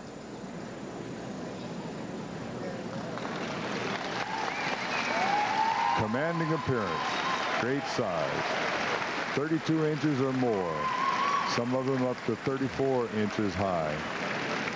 What's the knack of being a great handler here? Well, Bob, I think the knack is a rapport with the dogs. And For thousands of years, the Norwegian elk hound was the companion of the Vikings on land and at sea. In those days, the elk hound was used to hunt elk, the animal we call moose, and other games as well. He doubled as a guard dog for campsites and flocks and is said to have pulled sleds. That would make sense, for this breed is clearly of the northern Spitz type and must be closely related to the other sled dogs we see in the working group. The inclusion of this breed with the hounds is a quaint tradition without any real explanation. The elk hound, as we know it today, is very close in type to its ancestors. It wasn't until World War I that the breed was known here at all. This is Norwegian elk hound, number 754. Bob, you were talking about handling, and I said it's a rapport with the animal, and you're seeing the essence of that right now. This dog is champion Vin Melko's Calista, shown by Pat Craig of Carmel, California. It's owned by Carol Anderson of Bayport, Minnesota. And Pat Craig is recognized as one of the top breeders. She is also one of the top owner handlers, and she is an expert at training her dogs and having a rapport with them. And you've seen her here. You've been doing this long enough to be an all-breed judge now, and you've seen Pat here for 10, 15 years showing a specimen of this breed. If I became an all-breed judge, Joe, I'd have to bring the book out in the ring with me. Is that allowed? No way, Bob. You could do this all in your sleep. The otter hound is undoubtedly an ancient breed, but it wasn't until the 19th century, back in England, that the breed caught the attention of fanciers. He was then used as a pack dog to trail and kill otter that was said to interfere with trout and salmon fishing. Of all the hounds, this is the only true water dog. His coat is hard and crisp and waterproof, and the otter hound has webbed feet. No one really knows where or from what stock the breed descended, but there is the hint that bloodhounds, some spaniel, and possibly some Airedale were involved, and possibly some poodle. We will almost certainly never know the whole truth. This is Otter Hound, number 760. This is champion Billikens Amanda Grizzly, owned by Elizabeth K. Conway from Yorktown Heights, New York. And it's shown by Liz Mathard, the breeder of Yorktown Heights. This is one of those strong swimmers that has the oily undercoat to aid against the cold in the water. That's a wonderful trait to have built in, isn't it, Joe? It sure is. These dogs, water and snow doesn't bother them at all. Bob, why don't we talk to Thelma Bowlby? Maybe she can arrange for you to become an all-breed judge. I think she was talking about that today. Let's talk to her tonight. Thelma is the public relations director of the Westminster Kennel Club, and she's done such a fabulous job. The Pharaoh Hound is one of the oldest of all breeds, dating back to Egypt at least 7,000 years ago.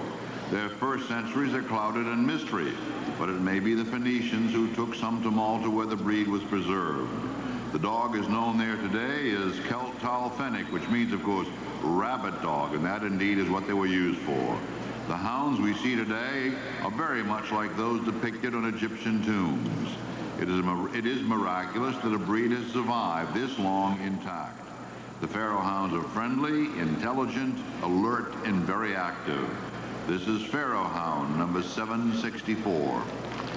This is champion Camarage A.L. DeBaron, owned by Marilyn M. Smith from Hudson, New Hampshire, and shown by Fred Olson of North Stonington, Connecticut. Fred Olson has been so helpful with getting all these handlers' names, and he's well known by all the handlers in the business here, and well liked, and he has been very instrumental in helping us. We want to thank him very much. Under the specifications, it says that the white on the chest, that's called the star. I guess that's one of the things they have to have. Not necessarily. It would be desirable. It's desirable to have that. The Rhodesian Ridgeback is named for its place of origin, Zimbabwe, and for the cowlick of hair, a reverse streak that runs along his spine, back aft. It was nearly 3 centuries ago that settlers in southern Africa decided on this combination guard dog and hunting companion. Just how much hound there actually was in the mix is not known, but the dog had to be adaptable to weather extremes out on the veldt. In Rhodesia, the breed was standardized pretty much as we know it now by the 1870s, and it is true that it was used to hunt lion, one of the hairier jobs any dog has been given to do. Telling a dog of under 100 pounds to sick a 600-pound lion requires either a lot of faith or very little sense. This is Rhodesian Ridgeback, number 786. Okay, Roger, this is champion Ivy League's Bungalow Bill, owned by Daniela Dr. Daniel Sand, a veterinarian from Philadelphia, Pennsylvania, and shown by, guess who? Michael Zolo from Bernardsville, New Jersey. And a political note, since we no longer can call Rhodesia, we have to call it Zimbabwe. I've been told by judges from that country that in Zimbabwe, or Rhodesia, whatever you want to call it, they no longer call this dog a Rhodesian Ridgeback. They just call it the Ridgeback. Well, the ridge in the back is unique, formed by the hair growing in the opposite direction from the rest of the coat. Another ancient sighthound known from Asia proper, Egypt and Persia at least, since long before the time of Christ. It very well may trace back to Samaria 7,000 years ago. He's been recognized here since 1927. We're not always the first to know. The royal dog of Egypt, as he was once known, was never sold, for he was considered sacred. He was used as a coursing hound in pursuit of gazelle. He's one of the fastest of all dogs and has been used in Europe and England as a racing dog, but never really threatened the greyhound in that profession. This is an affectionate and gentle companion animal, best kept on lead when outside and unfenced. This is Saluki, number 819. That is champion Tara's Irish Crystal, shown by Jackie Harrington and owned by Jackie Harrington from Champaign, Illinois. And that is a good moving hound. There's no two ways about that. Depicted on Egyptian tombs of 7000 BC, and this dog was held in such great esteem that his body was often mummified like the bodies of the pharaohs themselves. I can't vouch for that. I can vouch that this was the legend. The Scottish Deerhound, the royal dog of Scotland, was an ancient hunter of deer, as his name implies. Sir Walter Scott was a great champion of the breed and called them the most perfect creatures of heaven. A true greyhound-type dog, the Scottish Deerhound is fast and relentless on the trail. He'll pit himself against anything that will run. He's one of the first breeds, he was one of the first breeds shown in this country. This is Scottish Deerhound, number 824. Look at that tail wagging. It's a very good temperament on this dog. And from having judged some of this breeder's dogs, I can bet that it's in good condition. This is champion Gail Ward's Happy, owned by Ann McGaskill Morrow of Baiting Hollow, New York, and shown by Ann Morrow, the owner. Is it a myth, or is it true, Joe, that you can judge the dog's mood by the action of the tail in any way? I think that's a good way to do it. Some of them you have to be real careful. They'll wag the tail and warn you at the same time. This Scottish Deerhound is, it should be as tall as possible, consistent with quality. And some of them get to be almost as big as the Irish Wolfhound. The Whippet looks like a greyhound in miniature, and indeed the two breeds have many things in common, speed being one of them. For over a half a century, the Whippet was used as a rabbit courser in England and can hit a stride of 35 miles an hour. Whippet races are still staged in parts of the United States, but they are canine events of lesser rank. The Whippet looks fragile, and indeed he does mind the cold, but this dog's power of acceleration are breathtaking, and so is its stamina. Whippets are soft and affectionate dogs. They're wonderful companion animals. This is Whippet, number 865. This is champion Bobet's Starman of Caribe, owned by Robert C. Gentile and Carol Parker of Reddick, Florida, and shown by Davin McAteer from Ocala, Florida.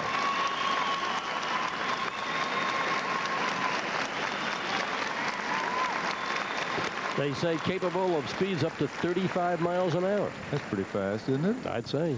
And for such a small animal. They have what we call the double suspension gallop, as do the greyhounds and some of the other breeds with the arch that starts over the lawn. And it's a gait that I'm glad we don't have to judge dogs by their double suspension gallop. It's hard enough to follow the trot. Now, Mr. Tacker is going down the line on the other side of the arena where he has gone over the second half of the Hound Group. And you've seen one of the most thorough jobs of judging that we've seen at the Garden in years. Mr. Tacker is in no hurry. He could probably make up his mind as fast as any judge in the world because of his vast experience. He's one of our all-breed judges. He's had experience since 1925 when he first started breeding and showing Dobes and Boxers and Poodles. He became a professional handler in '36 and was a captain in the Canine Corps of the United States Army during World War II. He became an all-breed judge in 1967, long before most of our judges that we've seen even started judging. He's judged in the United States, Australia, Canada, Europe, and many South American countries, many times. He judged Best in Show in 1979 here at Westminster, Bob. Would you dare hazard a guess with all these excellent dogs as to who it might be? No way. I don't. Nobody in this building can tell you who Mr. Tacker has in mind at this time. Now, he's pulled out the Borzoi. I guarantee you, well, I won't guarantee anything, but I imagine that that is not necessarily the dog that Mr. Tacker has in mind for first. And he's pulled out the long-haired Doxy behind the Borzoi. And now he's put the Bloodhound up in front of the Borzoi. See what I mean?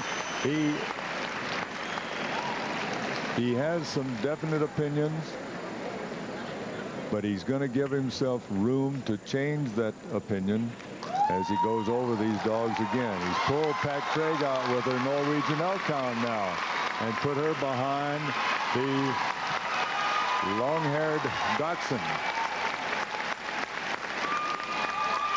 Reached down and got the Whippet, the last dog that he went over. And he's, well, before that, he pulled out the Irish Wolfhound. He's got the Irish Wolfhound in his lineup, and then the Whippet. And, oh, here comes the house again. He's pulled Bruce Schultz out with the Greyhound. He's got 7 out of the 21. He's pulled 1/3 of the dogs out. He's very impressed with these animals, and he may have a few more that he's very impressed with. The emotions change. There's silence and there's noise as one is pulled out, and there's quiet waiting the next decision, and it goes up again as the momentum changes. Now he's pulled out the American Foxhound.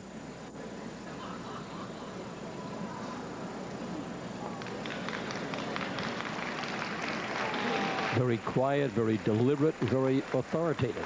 He's going to leave the other dogs in the ring, but he's asked them to move behind their markers, and he's now going to send these dogs around the ring.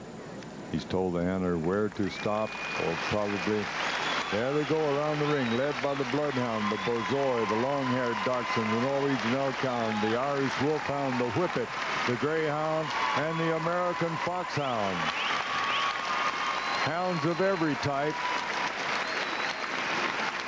are in the group of dogs that he has pulled out. And now the crowd is quiet, waiting the moment of decision, which may be still a long way away or maybe immediate. That's right. He may judge them again. He's going to just take a look at them and move them again.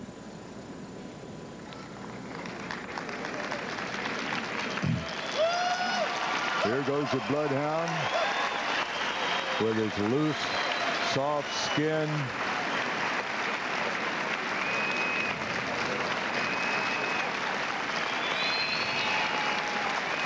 A good moving dog.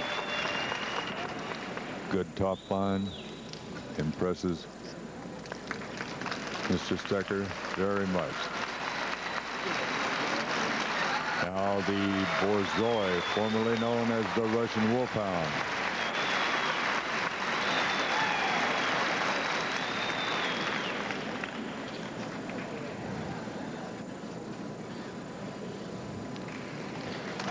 Very methodical approach to this judgment. He sure does have. Here goes the long-haired Dachshund.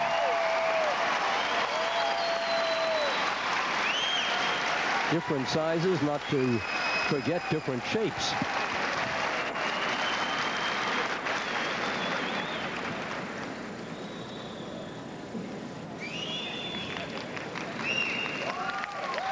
And here comes the Norwegian Elkhound.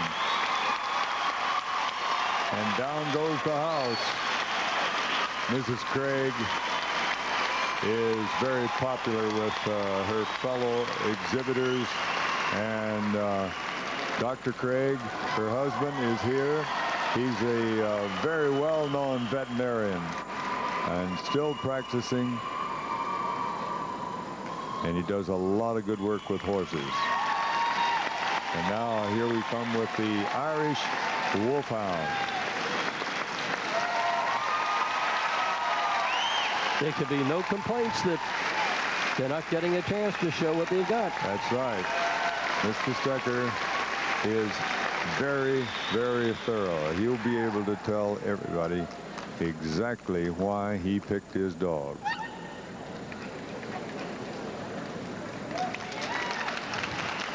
Now the whippet.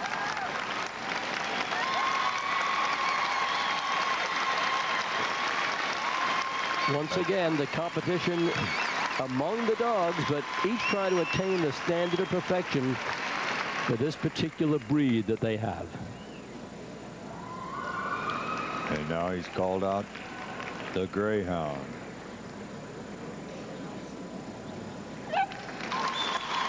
Notice the loose lead, Bob. You talked about a rapport with the animals.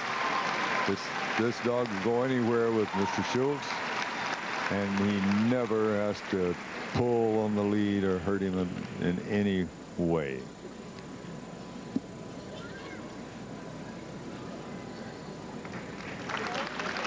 And now Mr. Shelton with the American Foxhound. Coloring is striking with this dog, isn't it? Very popular breed. This is what I was talking about a while ago with the Beagles. This is the typical tricolor hound color. It's not required, but it's something that has developed over the years, and people look, not necessarily judges, but the exhibitors and breeders look for this very good hound. Oh, he's making his second cut now, and he's called out the Norwegian Elkhound for what we might call a third look.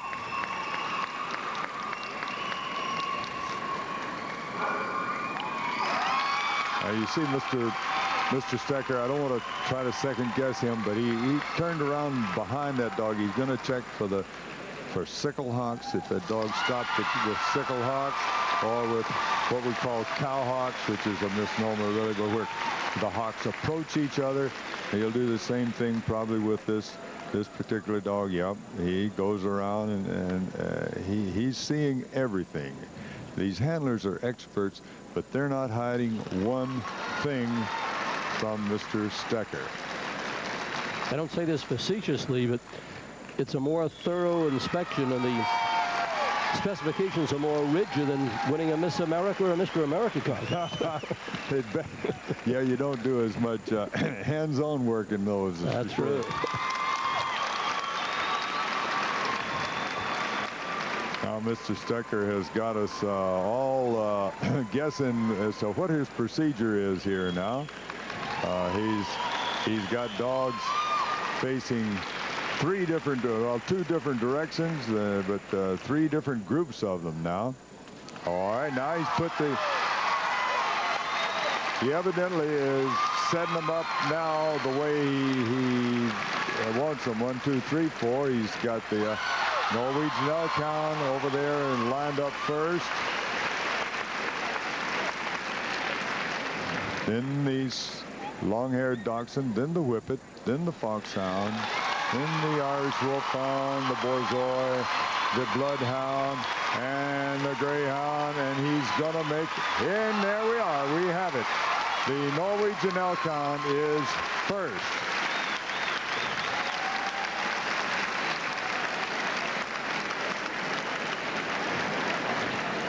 Boy, that built up to quite a climax, I'll say there, Joey. He made a show out of it. The group winner, the Norwegian Elkhound. And the long-haired dachshund is second. The whippet is third. And the American foxhound is fourth. I'll run those by again. Bob, first place, we have the Norwegian Elkhound. Second, the long-haired dachshund. Third, the whippet. And fourth, the American foxhound. And we have seen a dog show in the Hound Group. Boy, that was a very, very thorough inspection before the Norwegian Elkhound came out as the winner. And there is the look at the winner of the Hound Group. So, very exciting night at Westminster, and there's more to come, so stay right with us.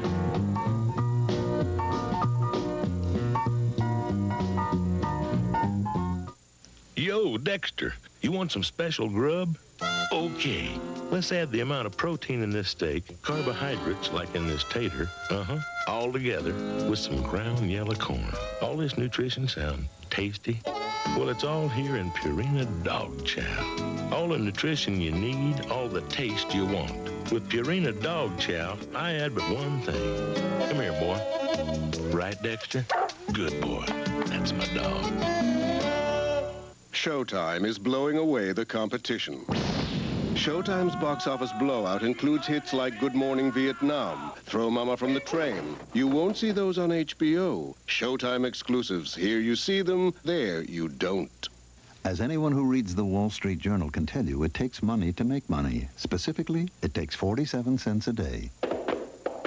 Call 800-USA-9898 for 13 weeks of the Journal, just $29.75. That's 800-USA-9898. You're watching USA, Cable's entertainment network. Adventure comes your way when you race at the RC Performance Center. Compete in this complete radio control car facility. The best line of cars, parts, kits, and accessories, always in stock. Feel the excitement of racing on the largest indoor dirt track in New England. Gift certificates or trophies go to the winners.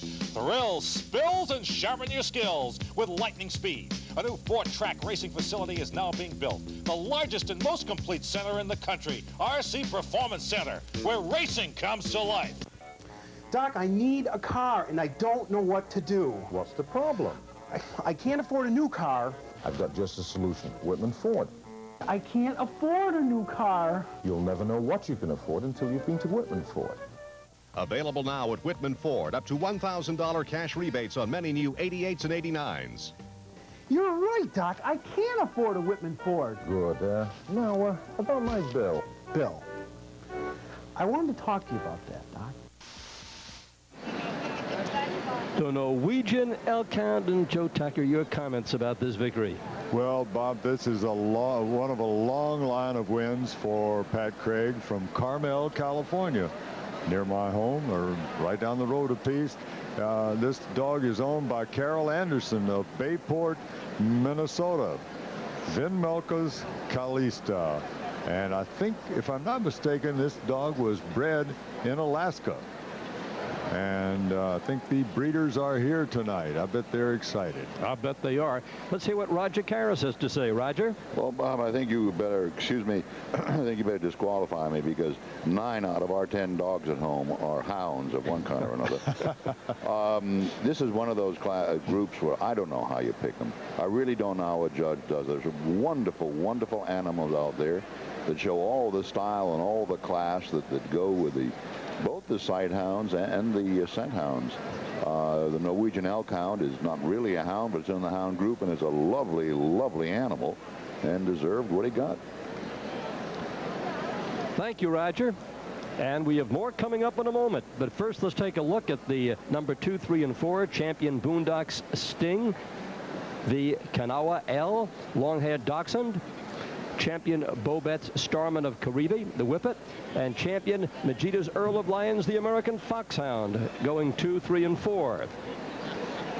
Now coming up next, we'll have the Toy Group and then Best in Show. A lot of excitement still ahead.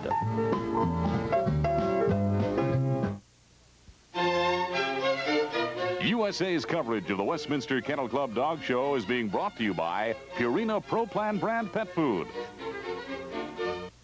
Potential to create a champion. Pro Plan, an intelligent new choice that helps your pet achieve maximum potential. Pro Plan, when you want a super premium dog and cat food, when you need research-proven ingredients, Pro Plan provides chicken and a nutrient balance that results in high digestibility and palatability. When you want potential to stand apart from others, there is an intelligent new choice. Pro Plan brand pet foods, a new standard in dog and cat food nutrition. Potential to create a champion. If you enjoy getting away to Las Vegas, Atlantic City, Reno, Lake Tahoe, the Caribbean, Players Club was made for you. You know, your membership card gets you up to 60% off your room in first-class places like Resorts International. 50 to 70% off your airfare. 25% off meals and drinks, and another 50% off shows and entertainment. Call for free information and make up your own mind. New members get 2 free room nights in Las Vegas or Atlantic City. Prom night really burned her up. Bum bum balloon bum bum bum bum to the boot. Oh, to the boot. Oh, to the boot. Oh, to the boot. Oh. Some girls hold a serious grind. A world television premiere. Hello, Mary Lou. Prom night 2. On USA tomorrow at 9, 8 Central. It's the ultimate face-off. Champions of the WWF go nose-to-nose, head-to-head, but they don't see eye-to-eye in the most dastardly debate ever. Who's debating who? We can't say. Find out by watching this WWF primetime special, Face to Face on USA. Monday at 8, 7 Central. Face it.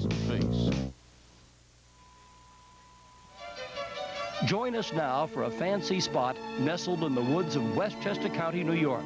A pulchritudinous Poochie Palace designed for the ultimate in canine catering, where the proprietors do a lot more than just throw your pet a bone, where a dog's life can be a real bow-wow. I know you always wanted to visit a dog resort, and now's your chance. I'm with Jack Feinberg. He's the owner of Northwind Kennels. That's in Bedford, Westchester County, New York. They have luxurious suites for dogs. What do they cost? Well, our suites come in 2 forms. The deluxe come furnished and unfurnished. Our unfurnished are $28, and our furnished are $45. Now, suppose I come in with the dog. I want one of those $45 suites. What do you provide for that? Well, the dogs get, like their home, carpeted, little brass bed, color TV. We also have music. There's central air conditioning. And there's also phone service if you want to call your dog while you're on vacation. Oh, that's nice. Now, suppose the dog would like something to eat in the middle of the night. Can he use room service here? Well, usually the owners have to give specific instructions about nighttime room service. Resorts usually have social overtones. There's dancing, there's mingling. How about the dogs here? Any romance develop? Well, we do have playpens where the dogs can be turned out into and played with by one of our staff supervisors. But unfortunately, we don't have our cabaret license yet. Now, Jack, I wonder, how do you get involved in the pet resort business? Well, a number of years ago, I was in the insurance business and started getting into showing dogs and decided I wanted to make a lifetime career of being with dogs, and decided that the one thing that I thought we could do the best way and the most ethical way was in running a good boarding kennel. Now, you have runs or rooms, shall we say. How many dogs here? We can handle just under 200. And the occupancy is how much? Year-round occupancy runs about 58%. I notice you have a sign out in front, just like the regular motels, right? Right. There is times when there's no vacancy. Now, in catering to these dogs, do they usually come on a leash, or how do they arrive? Well, most of my clients come in luxury cars, including chauffeurs and Rolls Royces and the whole bit. Jack, how long does the average dog usually stay at your resort?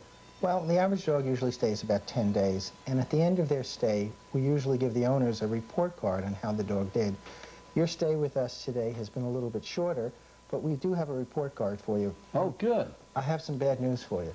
You do? Yeah. Your appetite was poor. You did refuse breakfast this morning. Yes, I wasn't too hungry, that's right. Your thirst was little. Mm-hmm. Your oral skills, I'm afraid, was little. Oral skills, little? Yeah, and we would rate your disposition noisy and friendly. But I do have some good news for you. Oh, good. What was that? We didn't find any fleas. No fleas.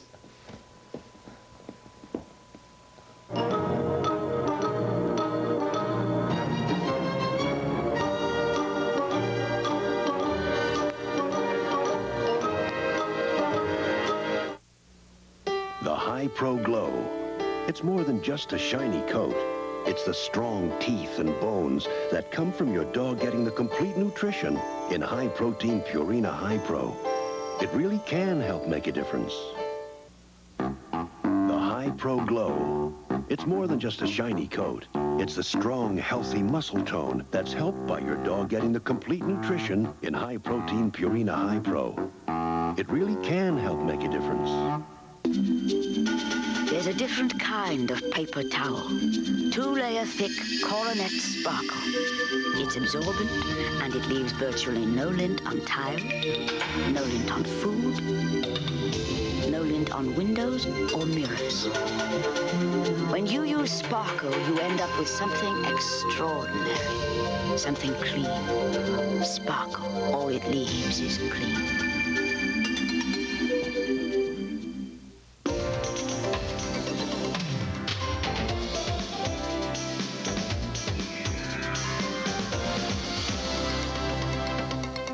I know this is my life, and I've got my dreams, the things that I have planned on. I know this is my life, so I'm doing the things that I've always wanted to do. You're a part of my life, helping me do all the things that I've planned on. You're a part of my life. I went down, took me out just before the day. Get me some blankets and get me some tea. Tried to some CDs and music video. And all for the lowest price too. They got you rock and roll all over the place. They got you jazz artists in your face. They got all the music that you can use. And all for the lowest price too. Check it out.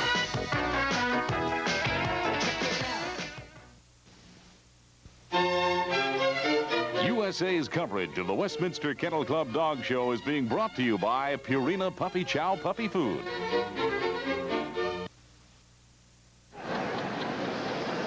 Mr. Lindsay, sir, may I have your dogs into the ring, please?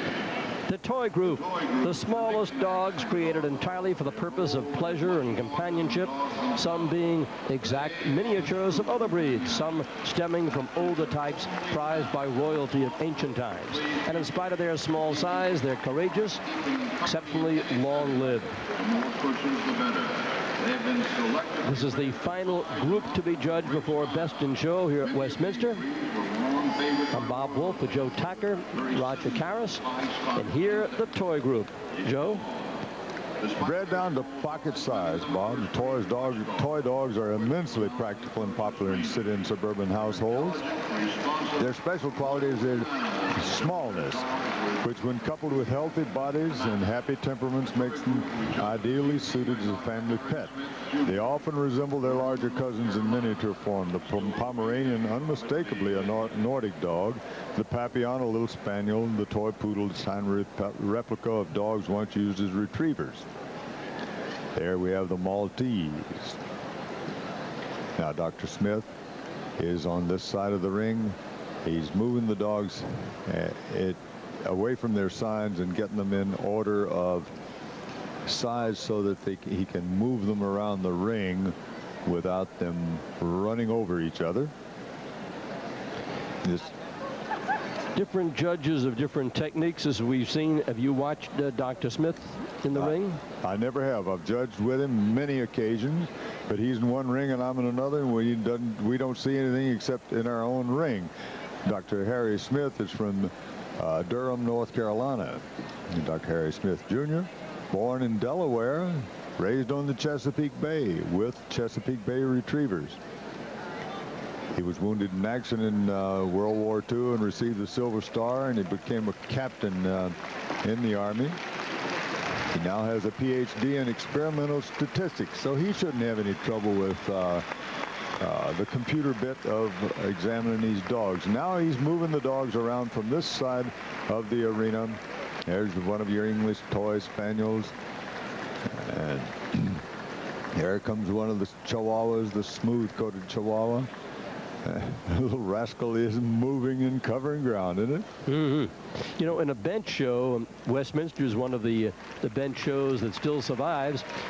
Dogs here on exhibit during the day in which they're being judged, so people can come in and browse and take a look and chat with the handlers and the owners. But there's a lot of anxiety, a lot of tension. For example, here in this group, they're waiting to go on and making sure the dog is just right. And of course, the pressure builds as they get closer to the 0 hour. And finally, it's here, and they're out here on the floor hoping that somehow they'll win the group and then go on to the coveted Best in Show judging. And only 1 out of the 7 groups will win. Of course, being a group winner in itself is very important to everybody. The Affenpinscher has been known to Europeans at least as far back as the 17th century. It's been called the monkey dog because of its rounded head and bushy mustache. The Affenpinscher probably was the foundation breed for the Brussels Griffon and has been used in the development of other toy breeds as well. The Affenpinscher is a first-rate companion animal and is, in fact, a bit of a monkey in personality. This is Affenpinscher number 1619. This is champion FMK's Zulu of High Lane, owned and shown by Jerome Cushman of Victor, New York. I think it's obvious, Bob, but the reason Roger Carris doesn't tell us who the dog is, he is not allowed to do that because he would be telling the judge who the dog is. The judge knows only the number on the armband. The Brussels Griffon is named for the capital of Belgium, where his kind was first developed and has prospered. There are 2 coat varieties, the rough, which is similar to the Irish Terrier, and the smooth, like that found in the pug.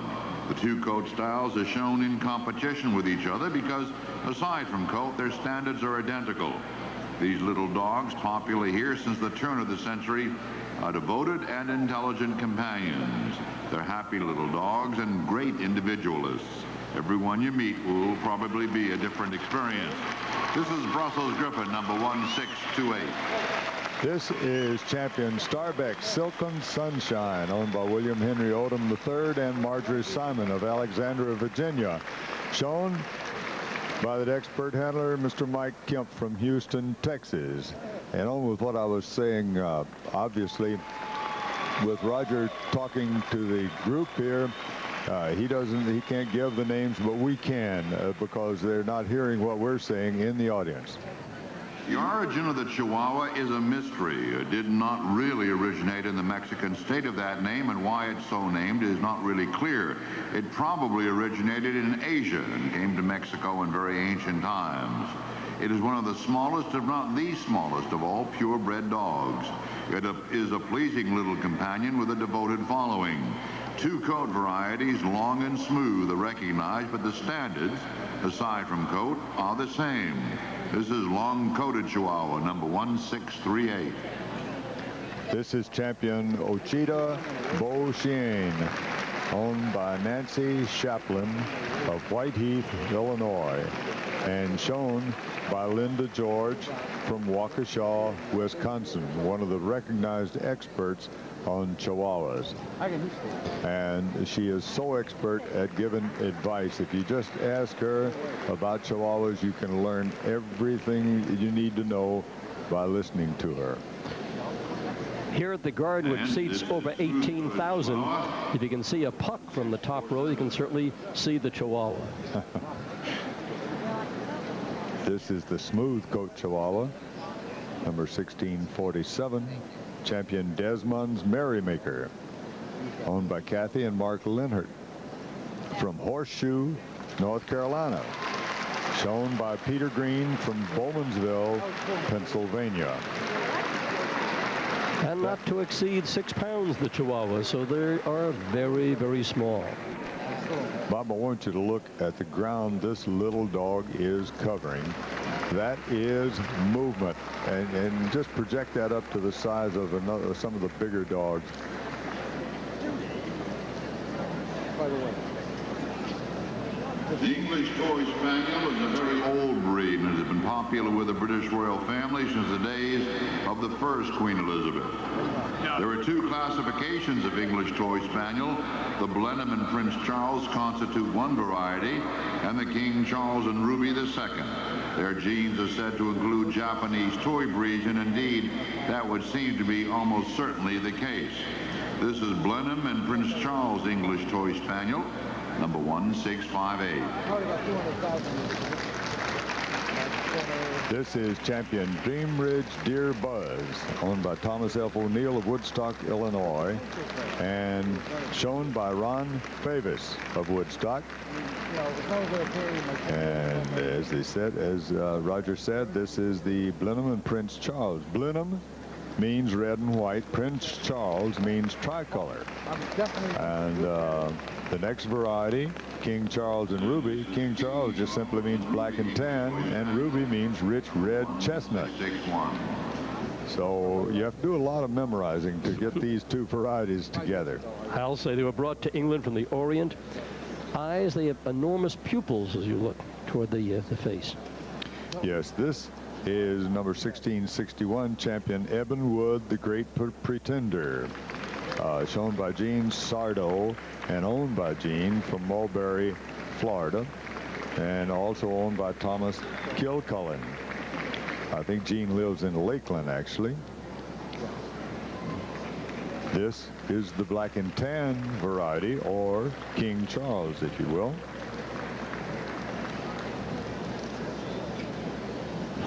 The Italian Greyhound has probably been around for at least 2,000 years, and perhaps longer. He is a miniature greyhound bred down in size as a full-time pet, a true companion animal with no other assignment. Unlike the larger version, the miniature is not used for racing.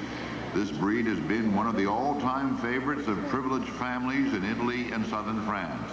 They came to the United States, as so many breeds have, by way of England, where they were already popular in the 17th century. This is Italian Greyhound, number 1665. This is Dacis St. Nicholas, owned and shown by Richard Sapp from Antioch, Tennessee, and I also owned by Patricia Sapp.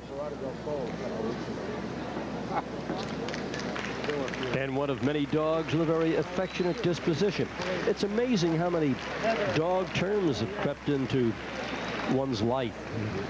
In fact, someday we'll go over quite a few of them. The aristocratic Japanese Chin is one of the oldest of all toy breeds. Its likeness can be found engraved on stone, commemorated in enamel and pottery, and embroidered in silk. In 1853, Commodore Perry brought several back with him from his historic visit to Japan. A wave of importations followed in England and the United States. By the end of the 19th century, a good many were being seen in dog shows in this country. This is a true companion animal of antiquity, style, tradition, and class. This is Japanese Chin, number 1690. This is champion Ojai's Private Reserve, owned by Sandra Lucina and Tracy Lucina from Harwinton, Connecticut. In the Japanese Chin, Bob, the smaller the better.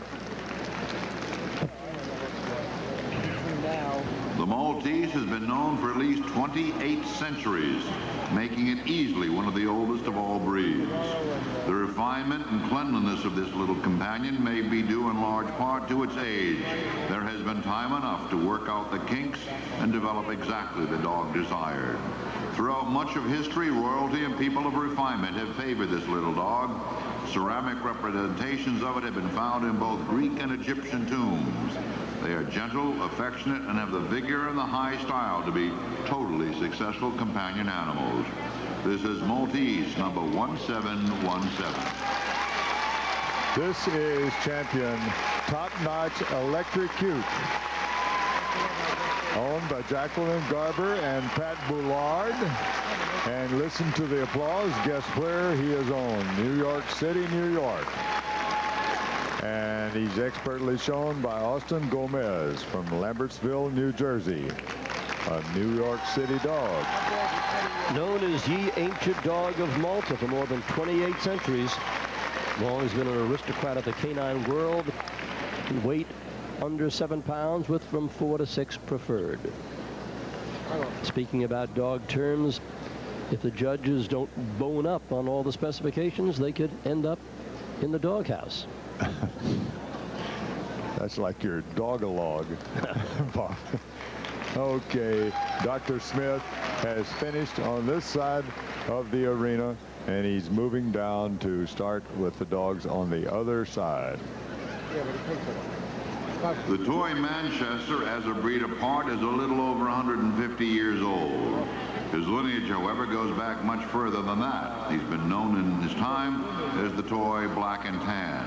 In fact, this is the toy variety of the Manchester Terrier, named like the larger version from Manchester, England, where the larger dog was first derived from more generalized terrier lines. The toy came to the United States in the larger version and was a hit with people of taste and distinction. Both Manchesters are game dogs, highly spirited. Except for ears and size, the standards for both are the same. This is toy Manchester Terrier number 1720. This is champion Urban Pride Dynamite Kid, owned by Penny and David Urban and shown by Penny. They're from Lockport, Illinois. A very distinctive thumb mark and pencil mark on the toes of this breed is one of the distinctive characteristics. The ears, too. Look at the ears.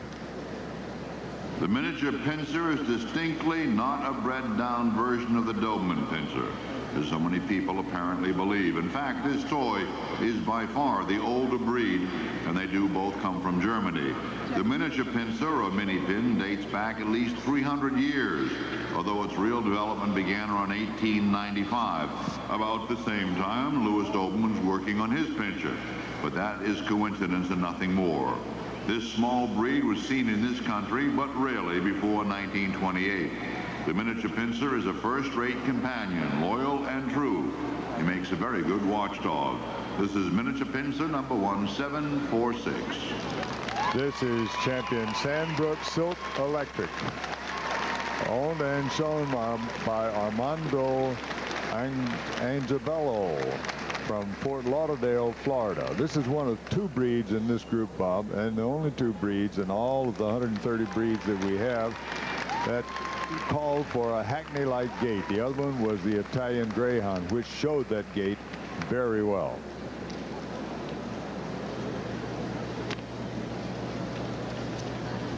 Papillon is French for butterfly, and the name is applied to this breed because of the appearance of its ears.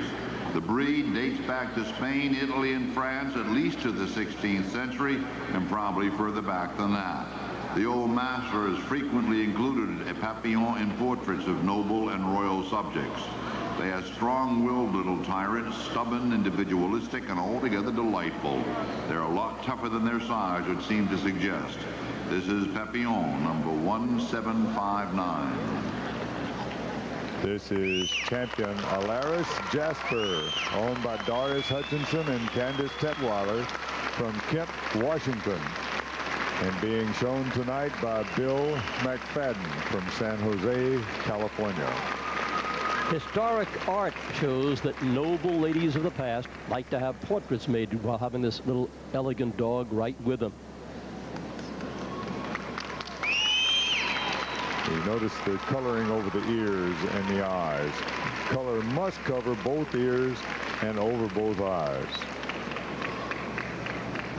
The Pekingese has long been one of the most popular of all toy breeds. His history dates back to 8th century China, where he was sacred and owned only by the most privileged strata of society. His tapering hindquarters, massive front end, and mane earned him the name of Lion Dog.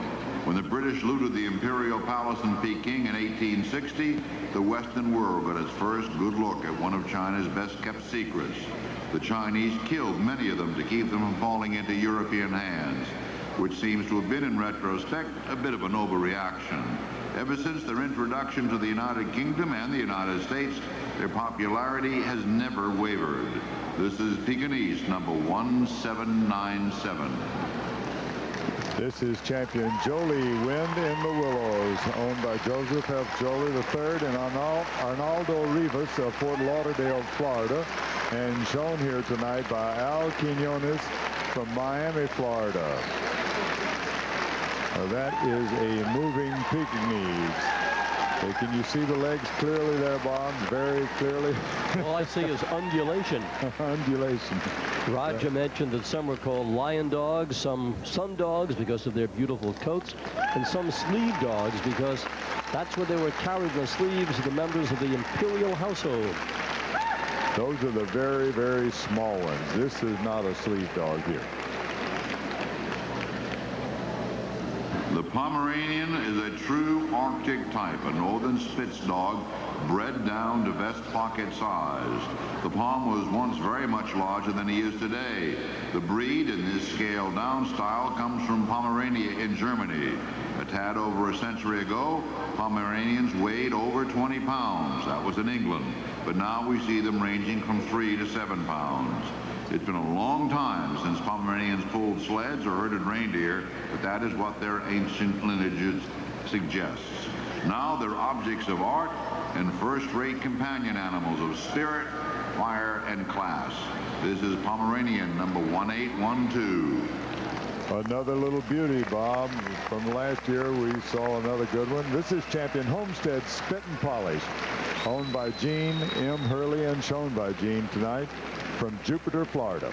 And the big story that we related earlier, you may have missed it, is that the Pom who won last year, the first time a Pom was won at Westminster, they decided not to show it, decided to rest on their laurels, and Olga Baker and Skip Piazzi, the owners, are here enjoying the show and saying, we left a winner in every way. By the way, it's still the top Pom of the year.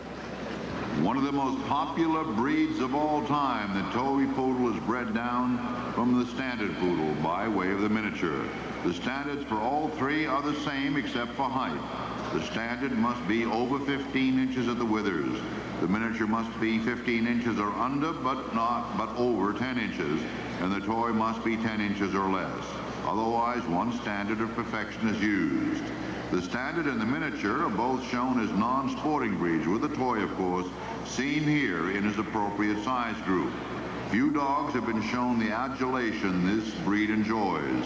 As a true companion, this little dog has everything from assertive personality to high style. This is Toy Poodle number 1838. This is Poco Poco, Girl Next Door, owned by Gail Roberson from Hightstown, New Jersey, and shown by Mark Shanoff of Whitehall, Pennsylvania.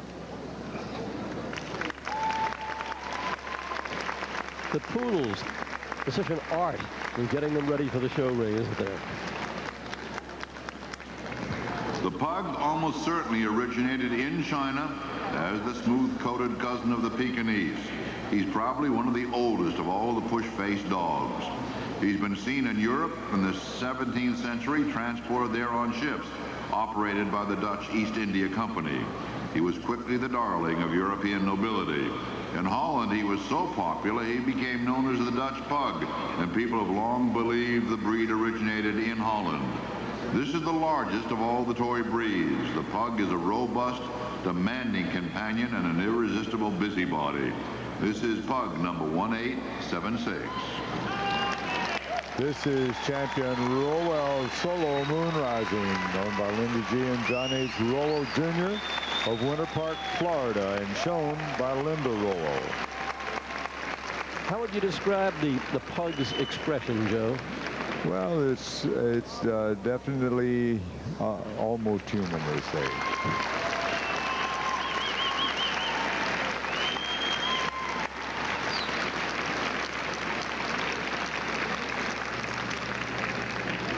Originating in China.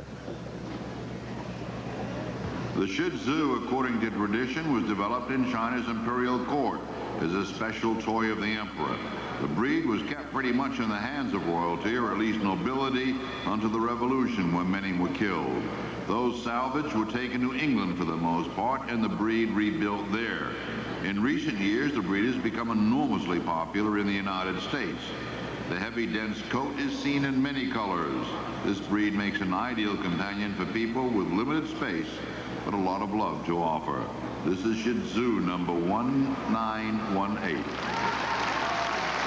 This is champion Tiara Stylistic Town and Country, owned by Joanne Rubino and Dee Shepard, who is showing it tonight. They're from Bath, Pennsylvania. Shih Tzu means lion in Chinese. Once bred as the pet of the Chinese explorers. The long coat and the top knot on the head, and the hair grows about the face in all directions. The Silkie is the toy with the heart of a terrier.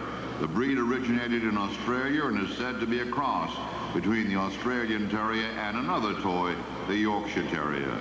The breed was first shown in Australia in 1907, but not in the United States until the early 1950s. He's a well-coated little dog with a coat 5 to 6 inches long. This is Silkie Terrier number 1960. This is champion Glen Rowe Lapsitter's Crystal, owned by Bernadette M. Fletcher and Diane Magnuson of North Wales, Pennsylvania, and shown by Kitty Burt Valdo of Sandwich, Massachusetts. A native of Australia, in 1955 became known abroad as the Australian Silkie Terrier and was admitted to registry in this country as the Silkie Terrier in 1959. This is one of the dogs that requires a top knot, and the other one is the Afghan Hound, and we seem to comb those out. The Yorkshire Terrier, or Yorkie as he is universally known, is one of the most popular of all toys. Its ancestry is not well known, although it does seem that the Skye Terrier must have figured in perhaps with an older version of the Manchester Terrier and surely a few other breeds. Most of them may now be extinct. The first Yorkshire Terriers shown appeared at Leeds in 1861. When the Yorkie was first imported into this country, probably in the late 1870s, they weighed between 12 and 15 pounds, much larger than today's fancy dictates. They're stylish and charming little dogs, and their popularity appears to be secure.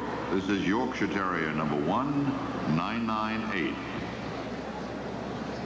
This is champion Miston Gay Gilby, owned and shown by Renee Emmons from Atlantic City, New Jersey. Became a fashionable pet in the late Victorian era, even before, and its beginning belonged to the working class, especially the weavers. Made its first appearance at a bench show in England back in 1861.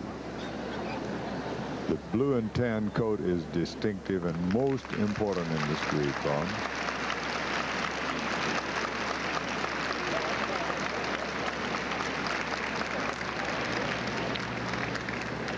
Well, Dr. Smith has made short shift of the toy group, and he's now going down the other side of the ring to look over the second group of dogs that he has judged. One of the things we didn't mention that the Brussels Griffon that we saw earlier in this group is the top winning toy dog in America for 1988. And now Dr. Smith has just passed that dog, and he's going down the line on this side. Turning back around. Now he has pulled that particular dog out, the Brussels Griffon. It has impressed him. And now he has pulled out the English Toy Spaniel. Must be owned by somebody right behind us.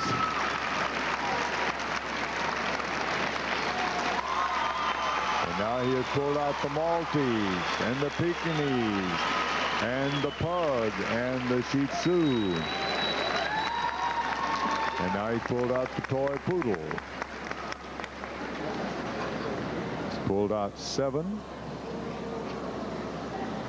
of the 17 dogs in the toy group.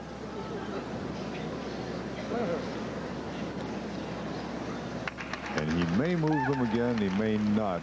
Many toy judges do not necessarily move the dogs again in this group.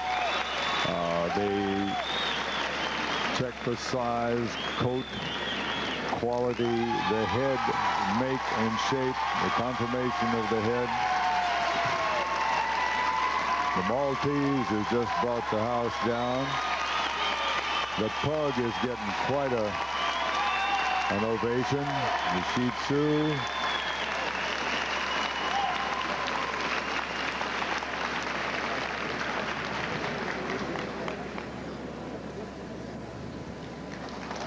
And he's sending them around one at a time. There goes the Brussels Griffon. The English Toy Spaniel. The Maltese.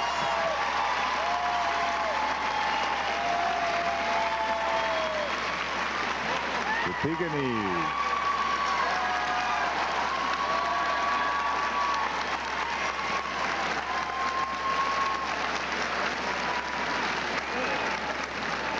The pug.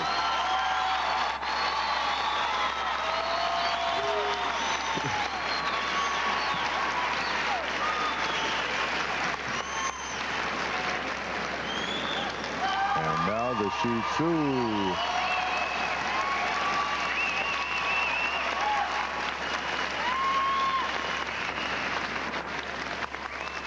And now the toy poodle.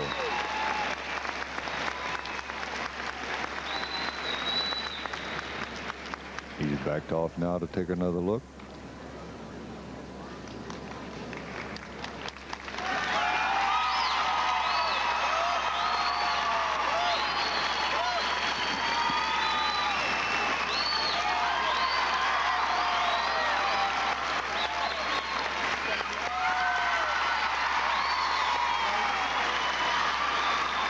Now he's moved out the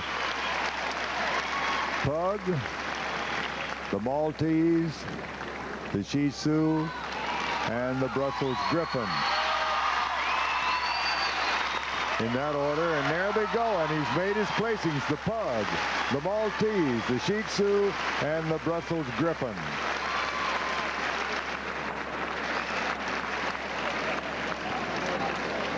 It came quickly. He did. He made it. Didn't have any trouble making up his mind there. Well, let's go over those again if we can. Okay. The pug is the winner. Pug is the winner. The Maltese is second. The Shih Tzu is third. And the Brussels Griffon is fourth. So to repeat, the pug, number 1, Maltese 2, Shih Tzu is 3, and the Brussels Griffon is number 4. And this is the final group, the toy group, which has now been concluded. And that means hearts are beginning to beat a lot more quickly. Tension arises because we have now concluded with our 7th group winner. And one of those 7 will then win the most prestigious honor that can be accorded in the dog show world. Best in Show. That's coming up. Stay with us. Why would anyone feed a little baby a grown-up food he may not be ready for? It's a good question, even for this baby. Instead of adult dog food, feed him puppy food. Purina Puppy Chow brand puppy food. Puppy Chow gives puppies the extra nutrition they need. Special nutrition for a puppy's growing body. Babies need baby food. Both babies do. Doesn't your baby deserve Puppy Chow? You'd think anyone who'd spend £1 million on a house would pave the drive. Quite. Mind that boulder. Oh, it's fine for them, of course. They have a Range Rover. Oh, do they? Then they have no problem in this muck. I say, say, we must be going through a foot of water. Ah, a house at last. Range Rover, the most sensible luxury car in the world. Is my tie straight?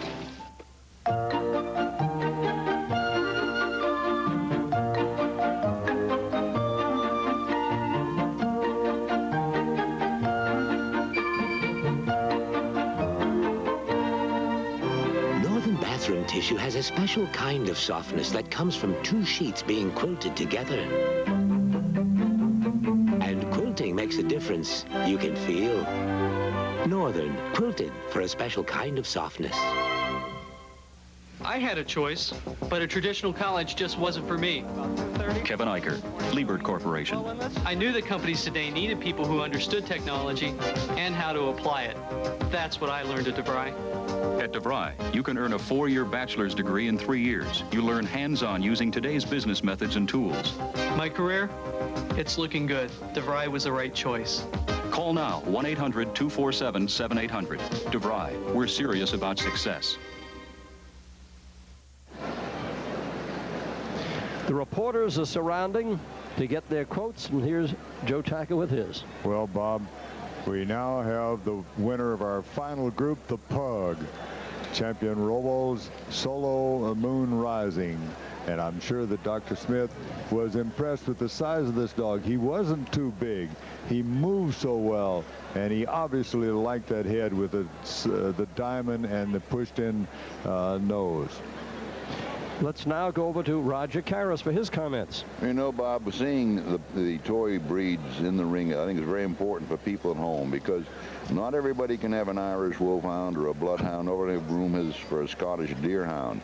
But everybody who wants a dog of style and class, at the same time a watchdog, can have one of these toys. They'll go in any home situation where there's loving attention.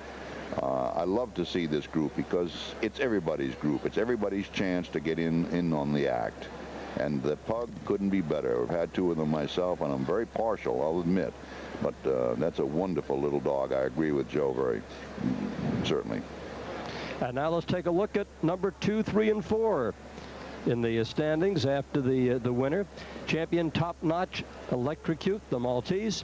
Champion Tiara Stylistic, Town and Country, the Shih-Tzu, and the champion Starbeck Silken Starshine, the Brussels Griffon. Now, the climax of the evening coming up, Best in Show. Today at Welch's, the topic is the tropics. Introducing Welch's Orchard Tropicals. Fresh pineapple, ripe bananas, luscious passion fruit, exotic guavas. In 3 new blended juice drinks: guava, pineapple, banana, passion fruit. Each delicately blended the way only Welch's can to bring you the fresh, sun-drenched taste of the tropics. New Welch's Orchard Tropicals. The topic is the tropics. Yo, Dexter, you want some special grub?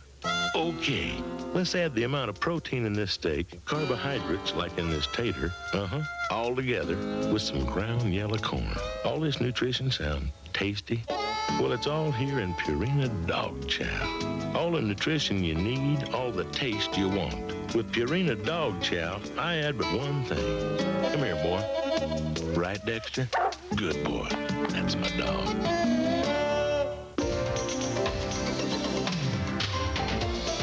Watching USA, Cable's Entertainment Network.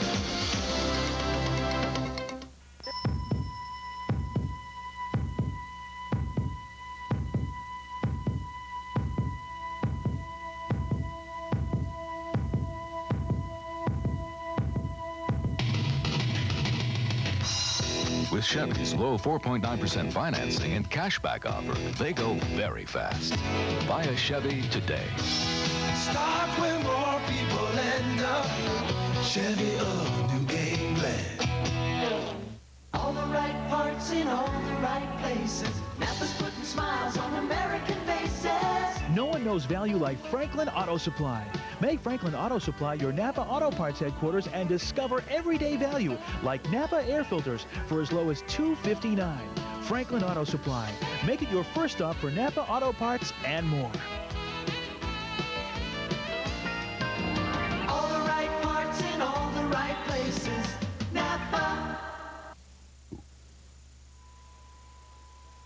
A lot of people come to these large shows in the United States, like here at Westminster, and figure, well, these are all the breeds in the world.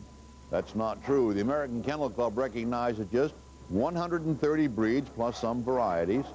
Worldwide, probably 435, and many of them are never seen in this country. There probably aren't a single example of most of the breeds of dogs. Take the red setter here as an example of what happens when they get here. He's all red and mahogany, beautiful.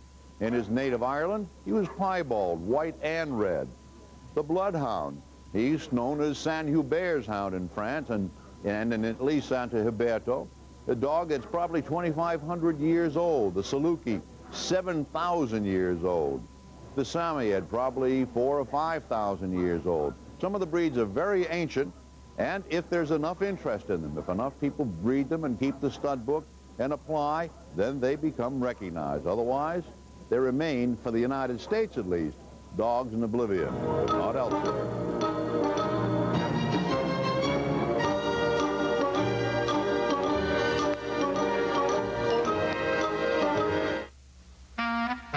High Pro Glow. It's more than just a shiny coat. It's the clear, bright eyes that come from your dog getting the complete nutrition in high-protein Purina High Pro. It really can help make a difference. The High Pro Glow. It's more than just a shiny coat. It's the keen alertness and responsiveness that come from your dog getting the complete nutrition in high-protein Purina High Pro. It really can help make a difference. America? You look like you need a holiday, a fair dinkum holiday. In the land of wonder, the land down under. Now, there's a few things I've got to warn you about. Firstly, you're going to get wet, because the place is surrounded by water. Oh, and you're going to have to learn to say good day. Because every day's a good day in Australia. G'day, Paul. G'day, love. Of course, you'll have to get used to some of the local customs, like getting a suntan in the restaurant, playing football without a helmet, and calling everyone mate. Thanks, mate. She's right, mate. Apart from that, no worries. You'll have the time of your life in Australia. Of course, we talk the same language. Although you lot do have a funny accent. Oh, before you rush out to book your Aussie holiday, call this toll-free number for your free Aussie holiday book. Come on. Come and say g'day. I'll slip an extra shrimp on the barbie for you.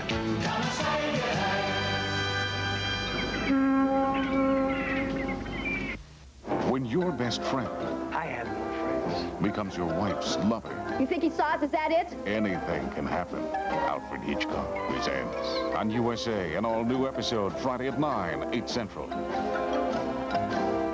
Some guys have it. See, it was worth it, fool. Some guys want it. I think you know my standard rate. Some guys die for it.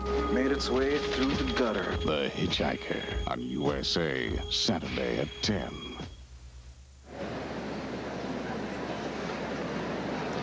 It's a signal honor to be judging Best in Show at Westminster. Mrs. Bernard Freeman of New York City has that honor tonight, and here's what she has to say about this very coveted assignment. Well, I will be looking for the dog that is nearest to the AKC standard of the breed. This will include first, proper structure, and certainly proper breed type, which is the essence of every one of the 137 breeds. Mrs. Bernard Freeman, and this is the big task now among those 7 tremendous group winners to decide which will be Best in Show at the 113th Annual Westminster Kennel Club Dog Show. Bob, we have a signal honor here to have Mrs. Freeman judging. She is the first judge from New York City right here in town. She lives just on only 8 blocks, I think it is, from Madison Square Garden. Here come the dogs that Mrs. Freeman will have to consider. In the lineup, the Standard Poodle, the Doberman, the soft-coated Wheaten Terrier, the Pulley, the Pug, the Pointer. Bob, Mrs. Freeman, as I say, just lives 8 blocks from here. She was at one time one of the top women golfers in the country. She has something in the Guinness Book of Records. She has attained 2 holes-in-one in successive days at different golf clubs. I've talked to a lot of people about Mrs. Freeman, and the one thing that I've heard more than anything else is that she is a national treasure. She connects with the dogs, and I think you'll see that as she starts to go over the dogs. Now she has come across the ring and is going to very closely check the pointer. She's now going to very closely check the Norwegian elkhound. And now the house is going to come down. She's going to check this Doberman bitch that came in here sick and is now showing like $1 million. Now she's checked the soft-coated Wheaten Terrier. She's coming down to the standard poodle. And now she's taking a close look at the pulley.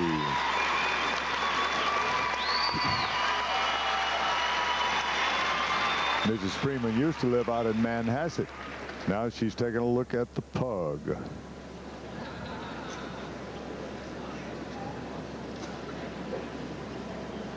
And now she's asked them to take them around the ring, her to see how they move.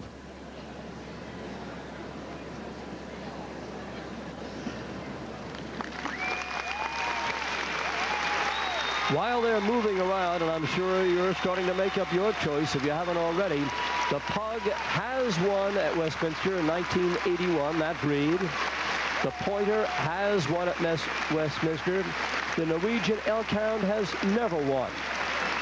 The Doberman Pinscher has won. The soft-coated Wheaten Terrier has never won at Westminster.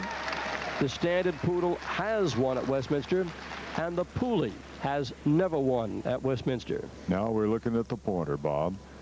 This is champion Luftnase Abelarm Bee's Knees, shown by Mike Zollo. Mike won here, 3 or 4 years ago with a pointer called National Acclaim. And this pointer moves about the same way. It feels like we're seeing a carbon copy of that dog. I think we're going to see that Mrs. Freeman is going to be the type of judge that Mr. Tacker was. Very, very thorough. When she gets through, she will know these dogs like the back of her hand. Every one of them.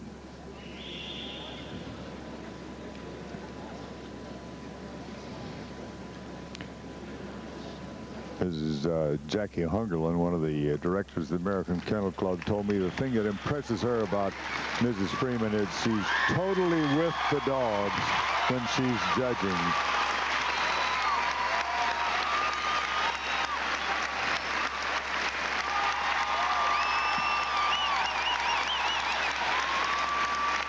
A lot of rooters here for each of these breeds. You can hear the applause in the background. It'll reach a crescendo tonight when finally the selection is about to be made. And there goes the pointer again, showing off that tremendous stride, the coordination of all 4 of those legs at the trot.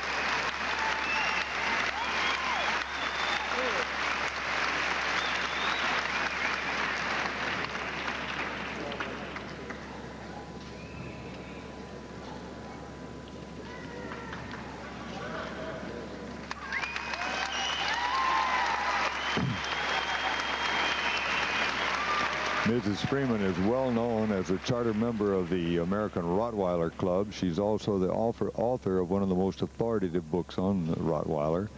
And that book has sold over 45,000 copies, Bob, in 10 printings. And I don't think there are 45,000 people. You couldn't stir up 45,000 people in the world that would want a Rottweiler book. So she must be selling her book to a lot of different breeders. She has some information there for every type of breeder. You can't say it's because it's a good plot, can you? That's right.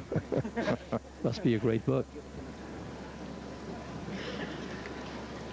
She's also a past president and on the board of the Orthopedic Foundation for Dogs. This is the Norwegian Elkhound. Champion Vin Melkos Kalista, shown by Pat Craig.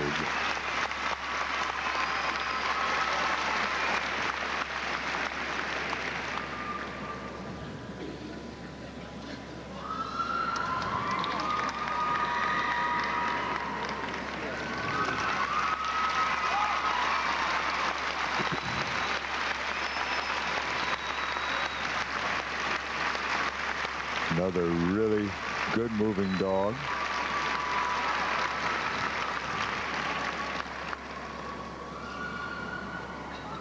It's really hard to find a bad mover in these final lineups.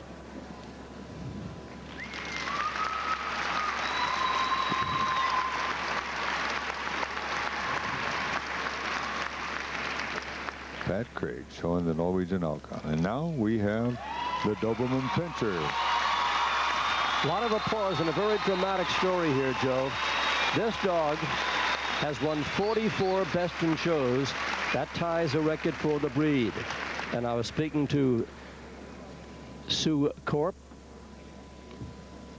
and also to Beth Wilhite. Beth is the breeder, and Sue bought him sight unseen. She's the owner, along with others, Arthur and Susan Korp and Beth Wilhite and Richard and Carolyn Vida. And Sue Korp told me if this dog wins, she'll break the breed record and will be retired. If she doesn't win, she'll go till she does break the record. Needs one more to get 45. And this is the dog. It looks to be in superb condition. If we hadn't heard the story about her being so sick on Friday, it'd be hard to believe. Stand by that nobody's going to be able to listen to us, Bob. The house is going to come down. Andy Linton is the handler, who, by the way, showed Indy's mother. Indy is the nickname, the name of the dog, which is really Champion Royal Pluto's Wild as the Wind, CD, which stands for companion dog.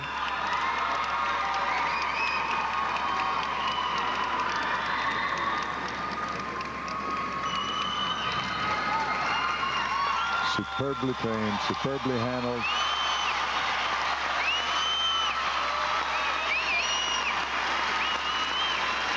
When retired, she will go back in obedience. 4-year-old dog. Not a kennel dog, it's only lives in the house. You're looking at the top winning dog of 1988.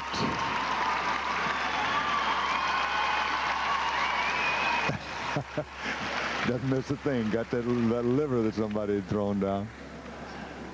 And now the soft-coated Wheaton Terrier, Champion Andover Song and Dance Man, shown by Sally George. Now Sally and Mark George both showed the dog, but Sally has been given the distinction tonight. Mark is on the sidelines rooting. Male dog. The dog, by the way, Champion Andover Song and Dance Man, but they call him Harry. That's. I asked Mark why. I said, well, I don't know. He just looks like Harry to me. A nice couple, really respected professional handlers, both of them, from out in California. When they won the group yesterday, first time that the soft-coated Wheaton Terriers ever won a group win at Westminster. It's the top winning Wheaton in history. Very impressive dog, a good mover again, ground covering, even strides. Back is just as solid as it can be. Owned by Cynthia Vogels and Jacqueline Gottlieb. Jackie's the mom and Cindy's the daughter. A 3-year-old.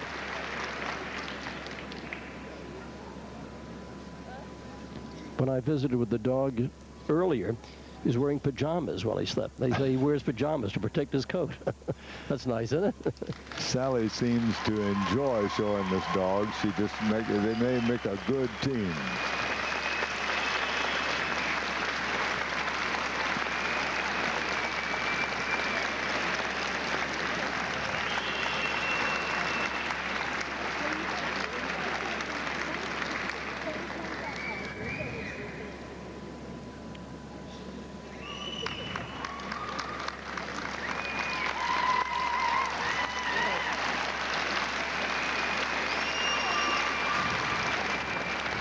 the soft-coated Wheaten Terrier, real Irishman. And now we come to the standard poodle, champion Ted L. Halo Jet Setter, shown by Robert Peebles from Houston, Texas. And Robert has been sick a lot this past year and was off of his dogs, and nobody saw him at the shows, and everybody wished him well, and he's back, and there's been a lot of conversation about that. They're really glad to see Bob back. This dog is owned by Robert Capel. He's a lawyer in New York who has won groups at Westminster with a toy and a miniature poodle, and now has victories with all three varieties. 2-year-old dog called JB, taken 9 awards. Westminster was his 20th group win, but Capel's dogs have won more than 100 bests. Poodles had a big surge some years back. Standard poodle, last one at Westminster in 1958. 56, a toy poodle won. 58, the standard poodle. 59, the miniature poodle. 61, the toy poodle. So poodles have done very well. They've done their share. And this is another one of those good moving dogs.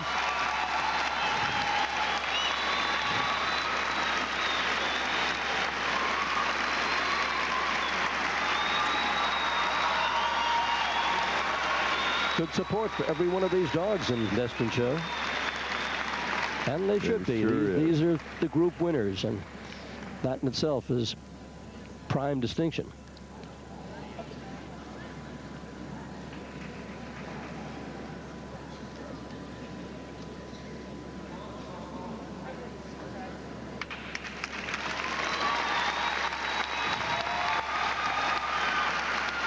The standard poodle. That's the poodle that's got to be over 15 inches tall. And this one certainly is.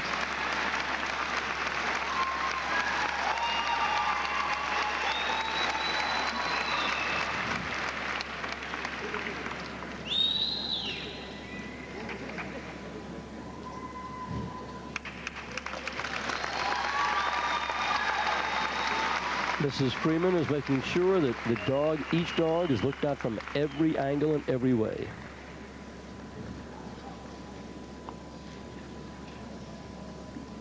Now we have the Pooley champion Wallbanger Kermit J. Bounce.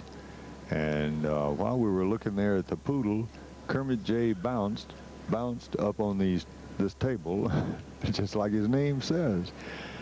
Handled by Ann Boley. From Pottstown, Pennsylvania.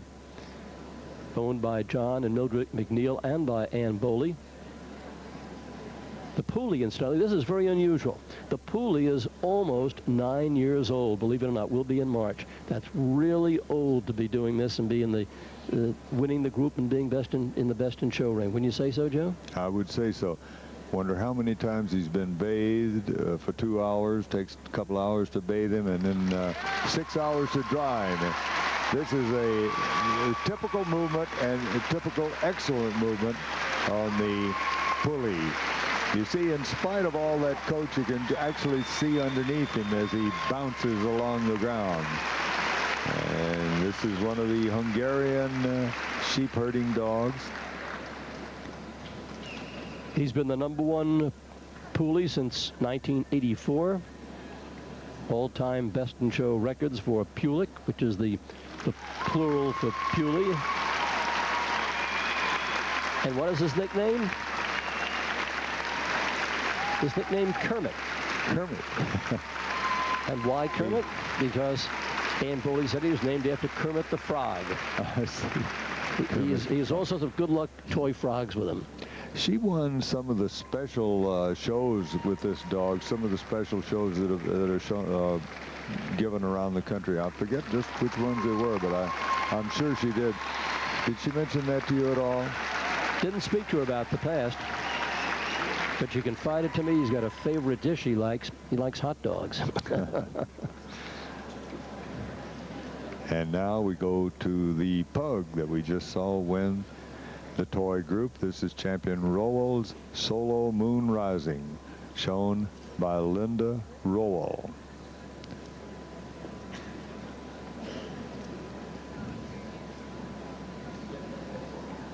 Now you see the distinctive diamond way, the way the wrinkles come together in that above the nose there, Bob, and the distinctive ears, and the black mask, which is absolutely required when the dog is fawn or silver.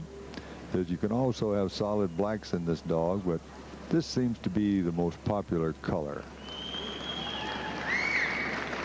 The tight rings on the tail. And you'll see this little guy set down and start moving. And a lot of crowd support also. He really is a mover.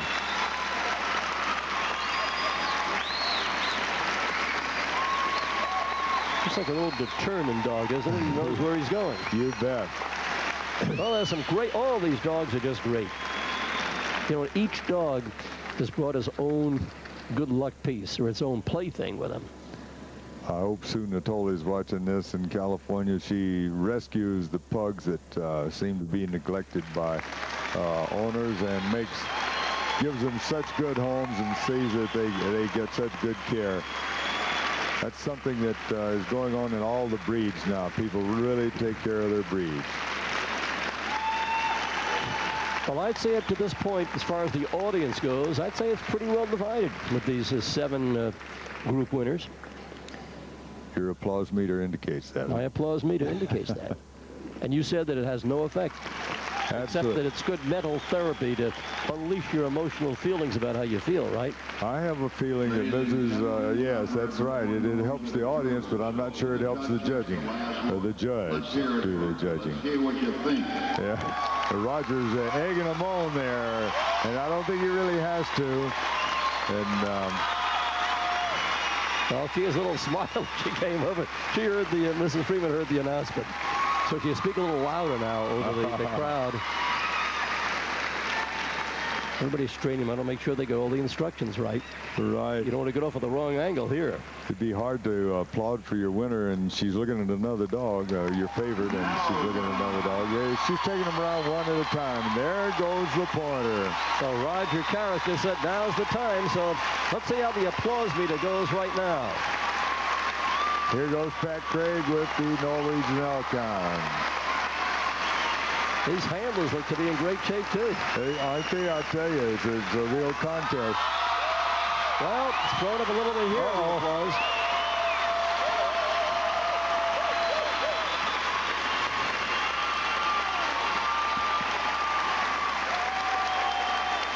Yeah, you notice on the handlers, there are no dieters out there.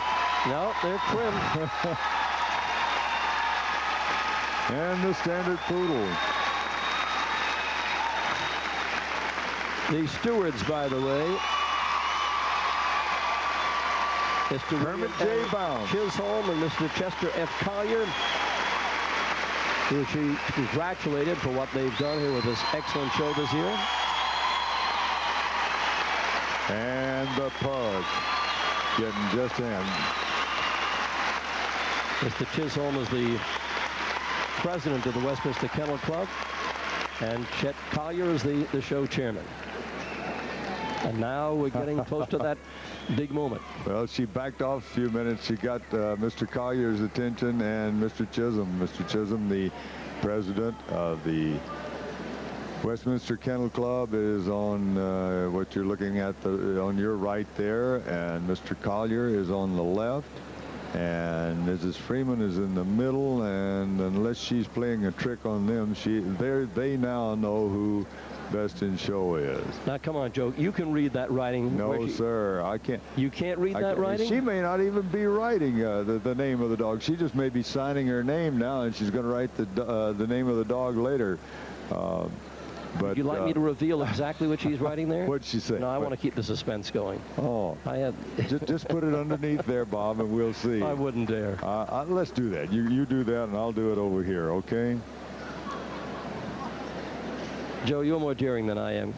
No, this is just between me and you, and I'll see. I'll turn this over and see if I got it right. I'm probably as wrong as it could possibly be. I'll disclose it only if I have the right one. Okay. Well, Mrs. Freeman, I talked to her this afternoon, and I know that she has studied all of these standards until she knows exactly what she wants in each one of these. Here we go, folks. Hold on now. Hold on. Who's it going to be? This is the moment coming up. She's making look at the smile. She's got a big smile. What did I say here, Joe? Huh? Hey, we won. We both had it right. Yeah, we both had it right. All right. And the winner is the 113th Westminster Kennel Club Dog Show. The Golden Princess Champion Royal Children's Wild as the Wind. Well, I don't know why we wrote that. I guess you could just feel it, but the dogs were so great. It was really only unfair to even have a winner tonight because they're all winners. They were just great. It does feel that way, doesn't it? There's a good head-on shot. She doesn't, it doesn't faze her. She's just going to sit there and take all the attention. And the goalie was one of last year's finalists, too. So a lot of practice. Yes, yes. And incidentally, as we said, now with the 45th win, the dog will be retired. We'll have more coming up in a moment. This USA Update is brought to you by Texas Instruments. Good evening, I'm Steve Bell. Another delay for Oliver North. Today, the trial judge threw out an agreement to let the Justice Department object to classified disclosures. One woman has drowned after heavy rains in Lebanon, Tennessee. Evacuation alerts remain posted through tonight. And in sports, the Cleveland Browns and Philadelphia Eagles will play in the NFL's preseason American Bowl in London, August 6th. Month after month, expenses add up. Mortgage, car, sea cruise. Now Texas Instruments' new calculator, the paper-free printer, lets you see your numbers add up, line by line. Income taxes, can't afford that cruise. Let's try camping instead. And when you change a number, you don't have to start over. The paper-free printer from Texas Instruments. There's even a portable. We make it easier to get results. For USA Update, I'm Steve Bell. At Christo's, too, personal service is their only function. For 25 years, the people at Christo's have built a reputation for the finest food and service. This tradition continues with Christo's, too, an elegant function facility for every occasion, from weddings and anniversaries to dinner parties. Christo's wedding consultants make your planning easier by offering everything from menu to music, corsage to cake. Start your plans today and reserve Christo's, too, because your affair is their business. Okay, Borix Hair Care. For $15, this hard-working guy's haircut never quits. And for $6 at Borix, this hard-working guy's haircut never quits either. Notice the difference? We don't either. Hard-working haircuts. Borix, the only difference is the price. Borix Hair Care. Now, here's a good-looking $15 haircut for your fast-paced life. And here's a good-looking $6 haircut from Borix for your fast-paced life. Notice the difference? We don't either. Time for a change. Borix, the only difference is the price.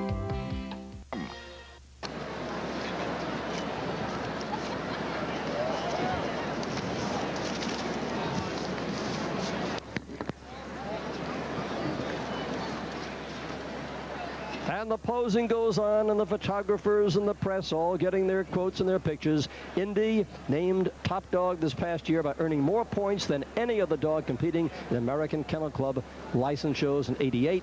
Now has won 45 best in shows. Sue Corp said, if Indy won tonight, which would be a new record for the breed, the dog would be retired. And that was a big, big victory, and a very sentimental one, too, now in retrospect.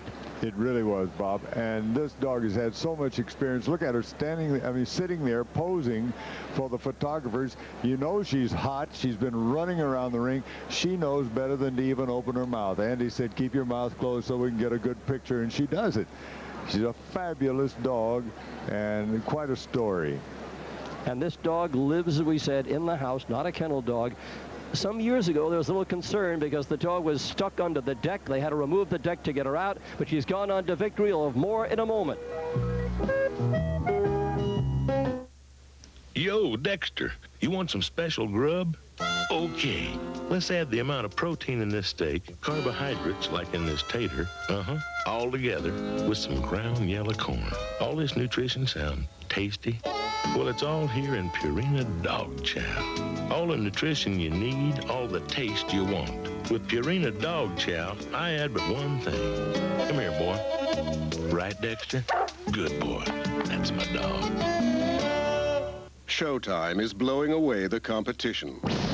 Showtime's box office blowout includes hits like Good Morning Vietnam, Throw Mama from the Train. You won't see those on HBO. Showtime exclusives. Here you see them, there you don't.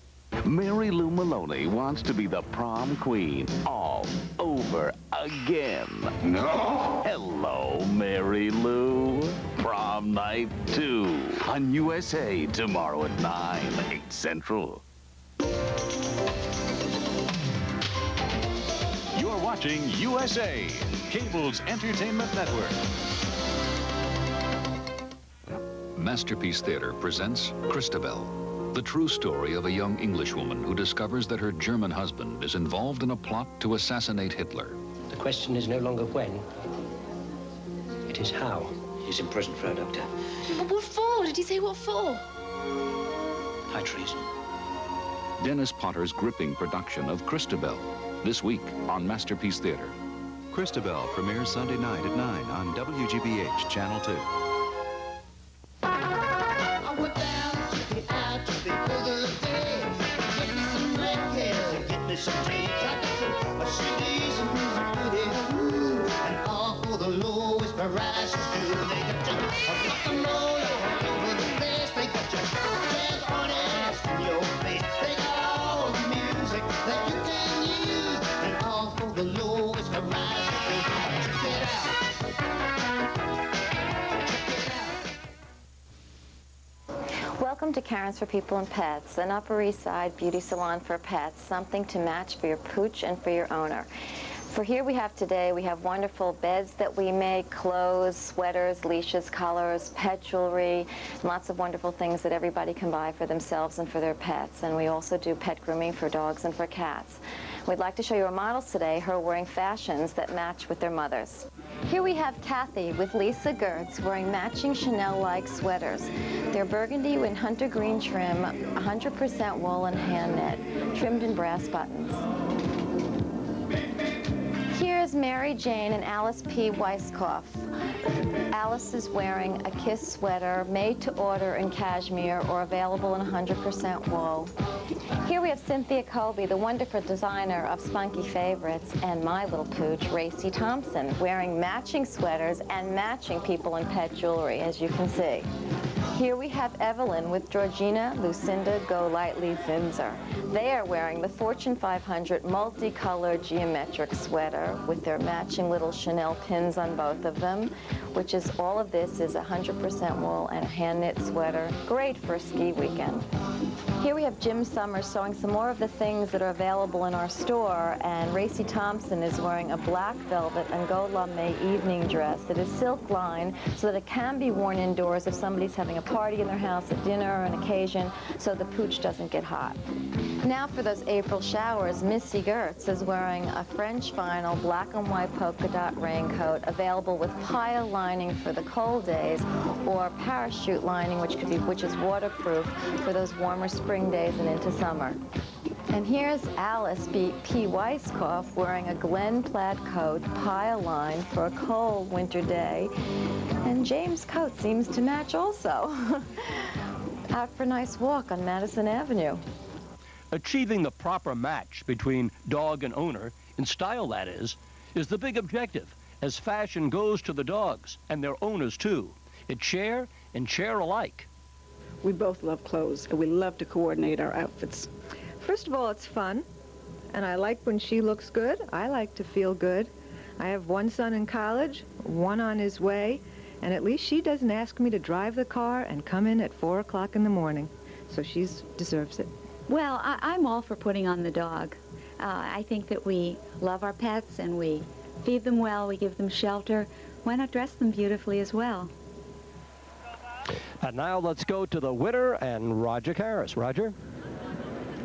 Mrs. Freeman, I've heard judges say that the dog looks at them and says, "I'm it tonight," and they make the decision for them. Is that what happened out there tonight? No, not really. Not at all. I looked at the bitch, and I said, "You're it. You're it." How far into it? Well, after every dog had moved, really. After every dog had moved. But I took one more look to be sure. And she is so elegant, and she is worthy of Westminster winner. Wonderful. Andy, when did you know, or did you know? Oh, I knew when she pointed, and that's about the first I knew of it. No clues? No, you can't have a clue at a show like this. There's so many great dogs, so it was exciting, and I honestly didn't know until she pointed. How many best in shows is this for, Indy? That was her 45th best, and she's retiring right now. This is her last dog show. And how old is she? She's 4 years old in October, so it's a good career for her. Where would you put her in the Dobermans you've judged over the years? Where would you put her? I would say that I've never judged a more elegant Doberman. Never. She is definitely a class act. Back to you, Bob. Okay, thank you, Roger, and certainly congratulations to all that you were with down below. We'll be back with our last comments in just a moment, so stay right with us.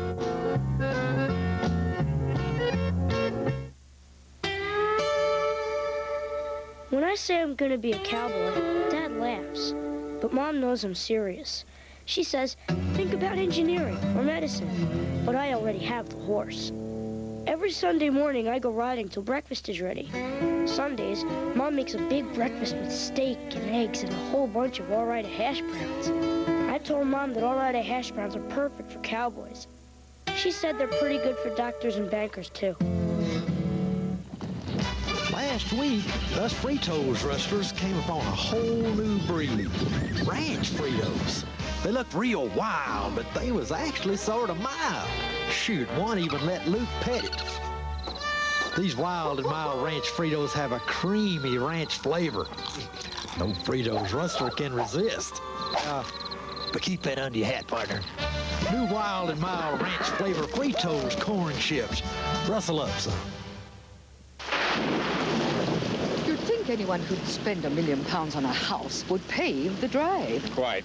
Mind that boulder. Oh, it's fine for them, of course. They have a Range Rover. Oh, do they? Then they have no problem in this muck. I say, we must be going through a foot of water. Ah, a house at last. Range Rover, the most sensible luxury car in the world. Is my tie straight? Shredded wheat? I need my nutrition. You'll need 12 boxes to equal the vitamin and mineral nutrition in just one box of Total. That's more nutrition than any other cereal. That's more like it. One box, one bowl, one spoon. So my wife says, honey, I've got to go shopping. You'll have to feed the boys. Good thing we had some Chef Boyardee. It's 95% fat-free and no preservatives. So I say, Jack, you have got this together. Thank goodness for Chef Boyardee. Yeah, I bought other dogs. Earlier today in junior showmanship, juniors ages 10 to 18 competed for the Leonard Brumby Senior Memorial Trophy. And this is a competition in which the junior handlers are judged actually by what they do, not what the dogs do, although the dogs, of course, have to be shown to their best possible means. And the winner, Michelle Sampson, the winner of junior showmanship, she's from Duncannon, Pennsylvania, and she was showing a Doberman Pinscher. Big night for the Dobies, Joe. It's a big night for the Dobies, and it's a handler's dog. Bob, this breed can make a handler look so good if they do their work properly. If they don't, they can look awfully bad. So, it's been a very exciting night. We'll have our last words right after these messages.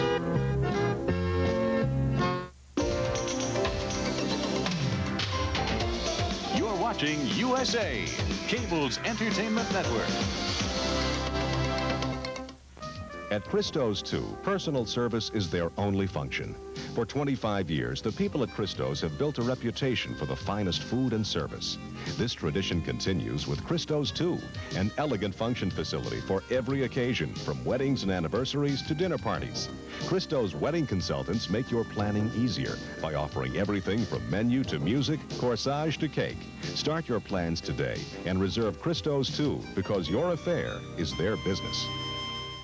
Okay, Borix Hair Care. For $15, this hard-working guy's haircut never quits. And for $6 at Borix, this hard-working guy's haircut never quits either. Notice the difference? We don't either. Hard-working haircuts. Borix, the only difference is the price. Borix Hair Care. Now, here's a good-looking $15 haircut for your fast-paced life. And here's a good-looking $6 haircut from Borix for your fast-paced life. Notice the difference? We don't either. Time for a change. Borix, the only difference is the price.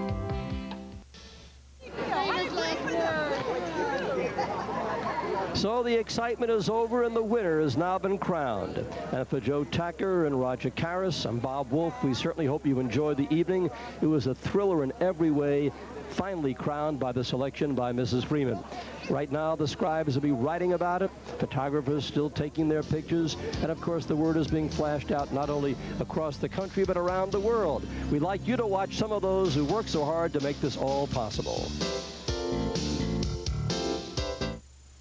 Why would anyone feed a little baby a grown-up food he may not be ready for? It's a good question, even for this baby. Instead of adult dog food, feed him puppy food. Purina Puppy Chow brand puppy food. Puppy Chow gives puppies the extra nutrition they need. Special nutrition for a puppy's growing body. Babies need baby food. Both babies do. Doesn't your baby deserve Puppy Chow? When your best friend I have no friends. becomes your wife's lover, You think he saw us? Is that it? anything can happen. Alfred Hitchcock presents on USA, an all-new episode Friday at 9, 8 Central. Some guys have it. See, it was worth it, fool. Some guys want it. I think you know my standard rate.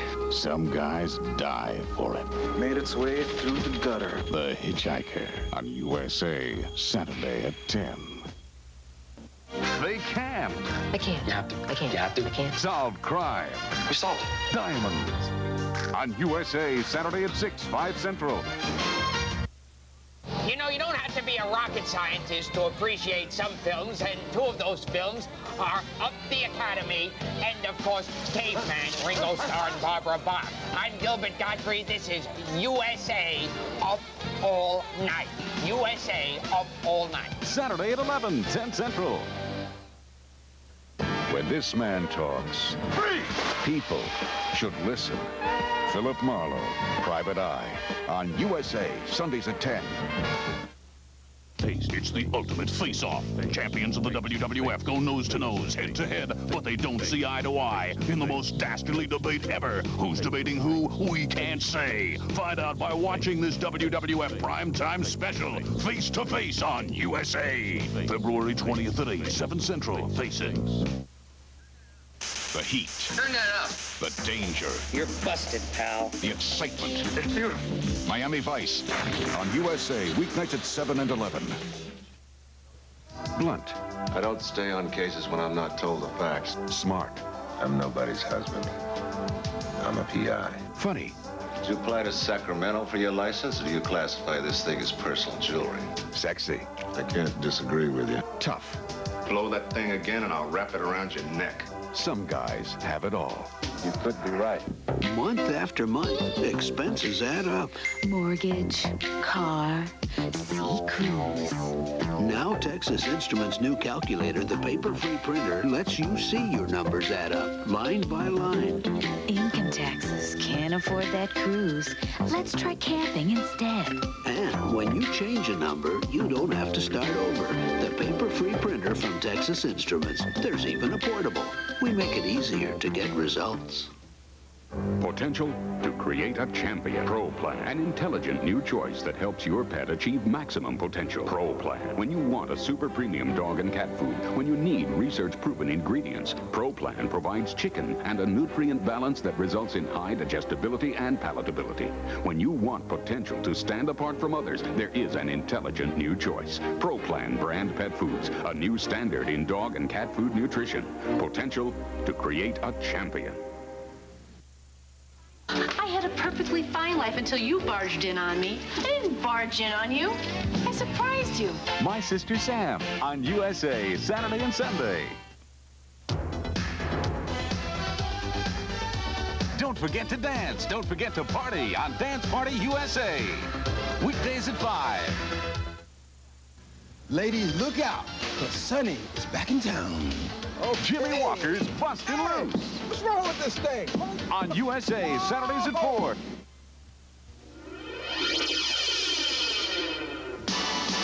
Hot shots. Loaded up for a sizzling season. College basketball on USA. Sundays at 8, live Eastern.